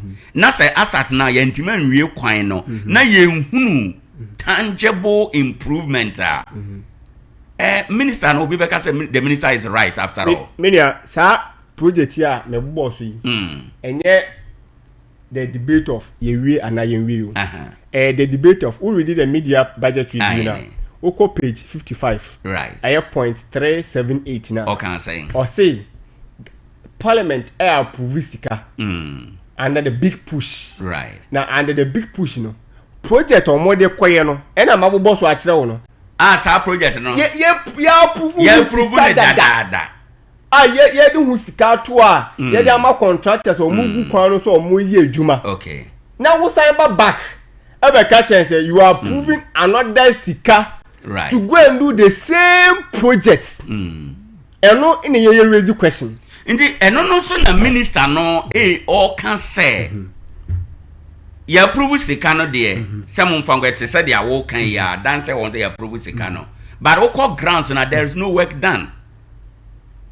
But it doesn't dispute the fact that contractors now omoye adwuma no. Yes. They should come and prove us okay. It may be said. No, yeah, approve anima because bit say swami interchange. Wa wunim Kumase swami interchange baby ayeye no bia no. Ubehu say adwuma ya ye wo ho. In fact, as at 2024 year to aba 2025 we na mefa ho no mo ache. But as at 2024 this year to aba no na baby o ma ye adwuma na duru no na enya de a akọ animu bia enti ebia the minister kan no ye prove sika no man ba mo anchara mfa nye ade na ma anwie pay enti they want to add it to the big push. Adding it to the big push now. The question in now say right minister say MPP are buying buy yes see aye route yes see aye route yes see aye road be any ho okoto no un say road be any ho yes in MPP are buy ka che say yes see aye 13,000 road construction and then now dan kwa kofa we ye no so fiwa ye ba road construction na you know construction, your asphalt overlaid, your graving and regraving, and rehabilitation, your reconstruction and partial reconstruction, right? And your upgrading and rehabilitation works. I don't know, okay, Kambuma, 13,000 road kilometer. Okay. And I will say, yeah, Quambia. Say, we have already given you evidence of roads that we have done in Parliament. Your hands in Parliament. Indeed, 13,000 ya woken. Emu sign na ye yusu. Ana still under construction because road under construction cannot be say ye we kwine. No. Yes, see. Before MPP Becca and Rebecca say my constructing route. Aye. Now me the Becca was I have constructed 13,000 road. Meaning say it is completed and it is ongoing. Okay. What you say? No, it is ongoing now. Untumi nka say wa wie kwan. Exactly. Wo ye kwan are different from ma wie kwan. Exactly. Minister say ye kwan bia. Aye. Ohun hwe anameboa. Ene omode akose big push. Say big push no. Ye yi sa sika we 13 point something million dollars yi. E dey akoye big push. Na kwan ye dey koye ni. Ina MPP so ka che wo say says kwan ya wa listy ya di kan the amount contract ya di kan approve dada e the amount contract. So what you have to do is come back to Parliament, come and tell us okay yes your Ofanko is a home you approve $2 million ya the amount contractor me question contractor ni si ntu ameka. Okay, what I say minji sike bia so says sika no wo he. That's where the conversation will come in. Okay, what I say right uze the big push discussion no different from Ministry of Road ne dey no be kan no where two discussion we have here minister ne dey no cast yen road bia no we are just proving that way no with data and fact. Okay, by Asenso Boachi on no road minister no cast this is the kwan na do dan kwa akofo e cast why then why. Okay, what you say if uba e be cast yen kwan bia because we can point out to me am water kwa hai. I can point out to 66 kilometers down by the Nado down for the government. Okay, what you say it is so obiso our baby also bet me point okay na Nado down for the buy no yes side way your project are under construction. When your project is under construction you didn't add it to yeah state your road ni ya fa takrade kwa ya nkase ya takrade to Accra kwan and aguna kwante to takrade ekwan egus afino muguso omoye den omoye. Okay, what you say nti no we have not added it to our 13,000 route ekwan bit say takwa insoyim from aguna kwante to Bogos Junction completed and done obi bet midi na hu say ekwan eguso ye den ekoso. What you say the area can na say if NDC party starts this allegation of Most of we cramaye, yen ye babaye, muye umaye, yen ye babaye, to create an impression, say, the previous government in by 1 year share. That's where it also breached a certain sense. Saben biba, also person yet you also Ghana forecast we me ameye. Dan so we call complete project we make say we na start ent me ye because this all cancer say we be there say in the this aban ba no me swami interchange no mo complete ya. We make say oh swami interchange kwa na do dan kwa akofo na e start ye no we be complete. That acknowledgement to omode be ma MPP party no enu ti and the minister ka sansem we. Tarkwa de interchange omu yi. MPP start here NDC ba beto aso. That's what government is and ameboa. Amembo sanity obi na start obi aba be de abeto aso. Nti so oba beto aso a oba membe painti picture bi say abanda da ne ba de wanye hwe. What I say? That was the perception even in Tarkwa if I'm here. Then na NDC for your campaign then honorable Duka Tarkwa wanye hute na stadium kra go face ni sima ye na say but in the NDC buy go face matise me show so mo dey aba news ma ye say Budo City go face rebu ho and NDC for so mo dey ye dey okuma ha so and is a Salif Taylor MP omo ye Budo City being done by Go Face. Okay. But under the regime of Honorable George Mekudika, Abra Go Face ya be a stadium. Honorable Duke Kase. Under my regime, under my supervision, under my authority, na Go Face study. Almost say, hey, Go Face Honorable Duka can never claim credit. But in the NDC want to claim credit for Budo City. Okay. Okay. Yenshe road binuma President Akufo-Addo report here in one of the State of the Nation address, and we road 2017 to 2022 road na oma complete no ebia. May yes specific to Western region. Osha number 3 started from number 369. Ekro Western region agency no Department of DUR Department of Urban Roads and okay. No ewo activity na ekoso ye asphalt overlay project description no asphaltic overlay of selected road in the Western region length in kilometers no 69 point into by Facebook na na ye de atoso no status no ye completed afi 370 no construction of asphaltic concrete road road surfacing only lot 1, 2, and 3 from Tarkwa and Damai. And so no 39.80 kilometers completed. And no and a war ye Facebook no so no. Enti a lot of project maka say omo aye na omo awie. Afi Western region haya construct dualization of Cancer Road bypass phase 3 and so 8.50 kilometers completed when I as at December 2022 nyuma no mo aye no ebino no afi Western region haya graveling and regraveling and various 263.00 and completed afi rehabilitation of Asa Citri Jampre junction phase 1 kilometers 7.04 and also completed afi rehabilitation of Asasi 3 Jampre junction road no and also completed rehabilitation of Asasi 3 Jampre junction no okay Hiamatuo appear Chrome and other feeder road 16.00 kilometers and also completed internal bitumen surface dressing of Ala Bokazo Ekwe Tikobo number 1 phase 1 road project no completed. I was so be brandi ye kono ye be sand bi ato so ntino now we wrap it up so your Western region I know we basically Western region one am peke ye no your Western region dia no kra bi wo ho bebre your Western region nti me show say nkwe wa bobo su ina no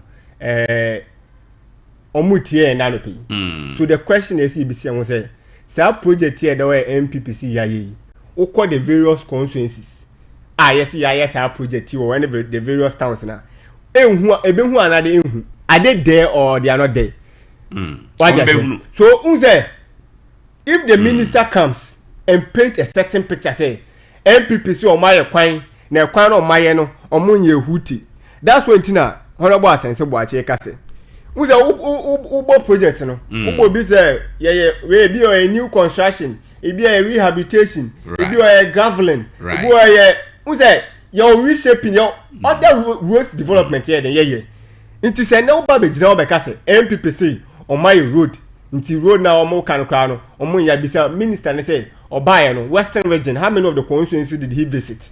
Okay, how many of the towns did he visit?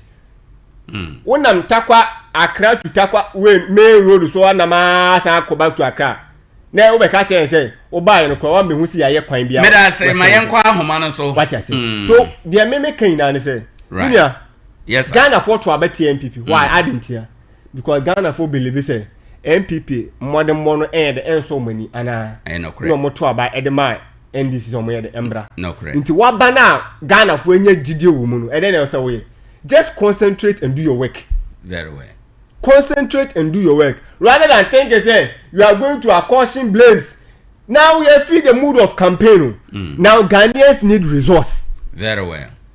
What you say? It is a minister that starting your be say starting your be say na say open to picture be yen ya ba yen ya ba be bia dia ma Ghana for then it also says a ban bia ba so be a project impa ne nto aso no be din pay what they are doing until next end this so ba end this abia and this start ade friend free first year student free tuition abadi na say MPP ba na so ade na NDC e kwa mfa so bi eni so nti ya gbotuba u say na oman ye ni ya na se yese no yemfa ye no ma tie4 na tie4 me ya no say oman no ye ni ya na say yese no ba bi a yedri ye ma kwan na waba so aba abekire wadwen Ade Akye Abia so ni o kyerɛ wadwen efise wo ka ho bi kyerɛ wadwen efise o ka ho ebi na dwumadie no ewie pɛyɛ 0260 196062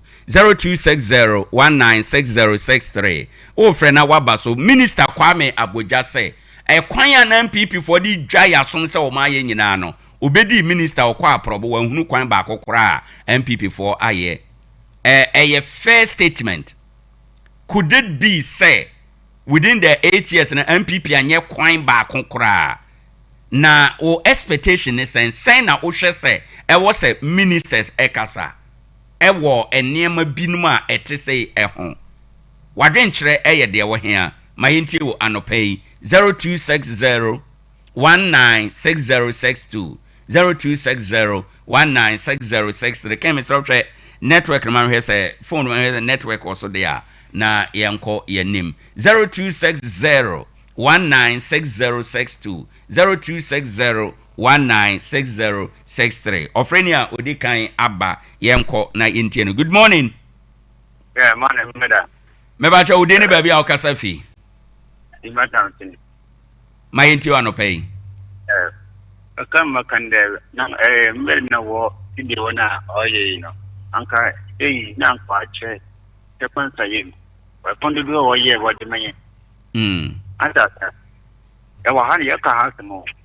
Mwen ka de satam tete ko ban so kwan wa ye wonya 2 months npo na kwan say so what why kwan le mo kan dia telmi ta baba for next na what we hu kon bia o dize o da ka de we hu kon bia because wanya kwan be ka ta fata ko pan to kon da anke bo de wanya kwan so da mo kwan tata so de kon wa de ma pata mo bansa pata mo kwan ko shi mo kwan wonya months npo na kwan 50 so mo kan de wa da kwan.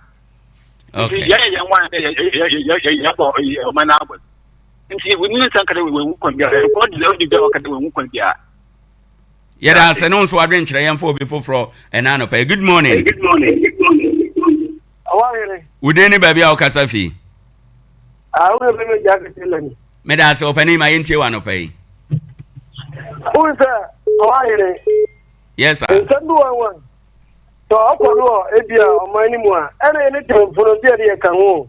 Because of the politics in Tuesday, the abandoned will be contact the Serbia on your fine from a community. As a community, any community, any see your own concept, if I not know any import, get you to one more. Yeah, the one who said go first, I'm going to contact him. The small you war, to my wood to put it up. Papa, I call you when 2-3 years ago in a country, I'm coming and a corner day. I'm not so many view. Right. And come here, who the way to play you have a cross of quality, quite a Musade. Why? I want gentlemen where they come to practice me. The way on that idea, you're thinking when you because when you say, after Sabbath, you know, me a job at it, you're the man in 20. The man name is little money. No more local. If you want to do a movie, you need to follow. You're getting young Casadia. I know more than young Casadia, baby, near there. See, I never tell me say, and here we are also there. Here they are threatening to I say, young for people from Owoahene. Good morning. Hello, good morning. Good morning, sir. Would anybody be our Kasafi? I'm Kofi from Bofidu. Medas, my intio and nano pay. You don't want to see a moody. Mubo, Bonibiti, and Riffia was some away with. Bro, the Omokan Nimukura, make a found on the crab if you were by just last 3 weeks. A choir one am so from body who drive now do body now branch here. We are now a marshal because when him say, hello. Right. Yet I say, baby, ubet me abana also wababet. Hello. Yes, I'm into you. Ha. Who do body? Who branch to some boy? I can't mobile. Right. The being who are why. Nina say. Nina say. It is yes, somebody be Baba 2 abonchima or mining in here. You said the Ekano and no right. And now I know can say that by bear 3 or Mokofaso. Okay. I have 4 hours journey. A quantity Yakura, how do baby cry say? I say, Tagana. Your man of Queen Lady, name Wayna. Yet I say, no, so I didn't try Owoahene. Good morning. 0260 196062 0260196063. O friend our baso ababe chere onso wadwen. Ade Akye Abia chere wadwen if he say onso kan ho bi. Good morning. Kasafomen. Nyame adom ye ho ye udin ni ba bia okasa fi. Owoahene Isaac mi. Medas Isaac my intio. Kasafi Zumala hayam. Medas. Owoahene na mebeda kamara kase minister no ba no kabi but me sure the minister no kind wahane the all kind there. I don't know, there are some questions because we share budget statement here baby here. The one I think your number is 300. I say as part of the big push program, we have also selected the following abandoned road projects. Into one can start. You say a project and at the resource for which no dedicated funding was allocated by the previous administration. Right. It is a Tamara to my parliament. Because I want to rehabilitation, one can say construction and a new construction of rehabilitation of a Fanco to Sawom Road to Akari. So sometimes I say, any politicians can go can really say, right. Okay. Because minister say funds be under and the funds and that was come approve your parliament that time na when MP for someone some yeah, that's a Camara or Sompa na question or the amount note in it down be no. Good morning. Hello, good morning. Someone in Apoma. Nyame adom udini ba bia okasafi. Me dinage mi kasafi ni watambu. Nana me da se my enti wa no pay. Several India no NDC for working. In she put in the director post station when they are center both specifying to a billion and we are MPP by one mayor fund. Obi Manado does a Taco Bansu, or your Oban Council Juma. Oban Council Juma, central work Juma, central government Juma. I'm watching Abaja or can watch more. The Abaja one for Kala Muchum and Funk Basna Taco Bansu in a city. oya won che bibi man na e water kwan so yenti bibi ase you gina here yen for ton kwa bo ebo hu na takwa to agron kwanta even agron kwanta di kwata kwa di ajip no kwa bo gure den na MPP aban oya den ori ye on kan kwa da bu diska obotu mu da atiado no mo hu na kwa no ye so hu ntumum no won dia mo wo ye wo kaka no na si no yada say eno nso de a ode eba ya ten at this point yada ofredu medeno ebesi na Facebook message I think question and nipa no bisa ye no asela ode wasande afa Facebook Isaac o say wawuram otie dwumadie na obisa say sika na wo say abanda da address ye approve ye wo parliament no sika no wo hen ya approve ya adena yentua contractors no ka adena project na yenwie ye na still aka ekwan mu ene ne a ekeka ho yemfa we na yenwie. Good morning. Good morning. Udeni ba bia okasafi. Me de samme me kasafi kuta. Ma yenti wano pay. Sa ane pedi an saman ko be me ya pa. Nimbo na bado na me French ya me pama me senior driver wo DNC civil department de odi anya me afu je kan nimbo na bado na linya no kasafi ya no. De bia me kade wo se amembu hui. Akrachi fono wa ku school na wo bo man wa ka chen nan de. Ya ntuaso enti ade a obi na wontu menwi no me ba betuado na nyotede na ole ye adwuma no awu de de onwie no ole kwede ojesika wo oja na chi me na chi efe ana me de oba to the second one oba omble ba MPP amembu bia wo ba sikani nya wo bedi na wo de ama wo ho enti second government oba ba wo na chi no na ban na struggle iti adibela ban we so ba ye dia ja to MPP nyamado no sikeni wa ban na otum di jaye iti aban we no kwakọ strike afọ pisika dia betua no iti so we nyi sika mpanda tuado a na kida de kono waka iti ni metrenka me kida asega na constitution no Supreme Court nyam bredi yo hede aban bia otu bia no ehwe na project ba ba ye no dey pede bo wie ana ye pede bo wie no wo ten ni office na aso a man cut so die to na yen bre mo din fanto metene no ayi politicians no na wo ha wo mind da ke do okay lapini wo ha wo mind no it wo hye ma ye na court yen bra e hye na je be ye no be ye takwa to takrade ni wie ni be fi officer ma for senka the next government to pay tituo ni David de prepare to man Solomon be fi aso no wo ye dem fanto wanka da bo madana akoyi be da fe me so be da se bebre ye do fredwumade no asi camera question na nipa no Isaac bisa no obetima respond na na afi wo de wasem dia we media ye for media budget review na say under the big push the Ministry of Finance has page 67.475 right. The Ministry of Finance has since issued commitment authorization for the following road infrastructure project under the big push program. Then listed a number of rules are Abanwe Ebabeye under the so-called big push. Okay. Now you say as part of the budget review, there was a budget allocation for the big push. Is around 13 point something $million. So the big push project. Right. And a Tarkwa interchange. Almost say then account. Right. Now you call the next page now. And what you say. Right on as part of the big push, we have also selected the following abandoned road project, for which no dedicated funding was allocated by the previous administration. Then we have the rehabilitation and upgrading of Kaswa Winneba Road. Then Tiene Babidu of Anko Nsawom Road, dualization of Takrade Agona Junction Road, construction of Swami Interchange and local roads. Then we have construction of, so while listed the road. Any year Kase under the previous administration of the New Patriotic Party. Oko Ministry of Finance. You are a friend Government International Capital Market Program. ICMP. Government International Capital Market Program. And no abano edu raise fund.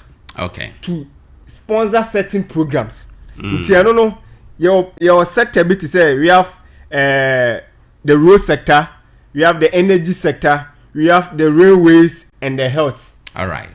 You capture in the 2022 budget. Meaning at you. Until you read the MPP 2022 budget now. This ICMP was captured in it. Say, we have allocated this fund and we are going to raise this fund from the international capital market program to sponsor this particular project. I listed Edegu. Okay. What you say? With each coin biano, because you far off Anko Road now, the allocation was $2 million. You far a Joso Konongu Road. Ahano, me who's what listed a Joso Konongu Road. And in the another key business say no, maybe. Here, as part of a choir say there is no dedicated fund. Big under a MPP project now, ye allocated fund. Maybe boy choir and a fund and ever. Okay. What you say? Okay. And I should say, was it all the road near Wahano? No, say, not fund and Kawana. Because all ye selective. What you say? So the question that everybody should be asking, we are also asking. Say what say MPP buy ye kwan bia na wo ba be now the question under your big push. Then we also say as part of aban our bar we say ya dey be an operation to cover all loots and ameboa work of parliament ya hand over document amount. Then as part of the Ministry of Roads and Highway you have been given this particular handover. Say we have allocated $750 million for this number of roads. What you say? That's how you checks. Now in your checks, that road now you hand over the more there. There's no allocated fund to it. What do? You need to come back and come and ask. Okay, what can I say in some home? Yeah, the size carry as a home. Yeah, the size carry as a size can you don't abandon that question and come and fix that query into your budget to take money. So you are telling us it's kind of assassination call. Is that what they are telling us? What I say?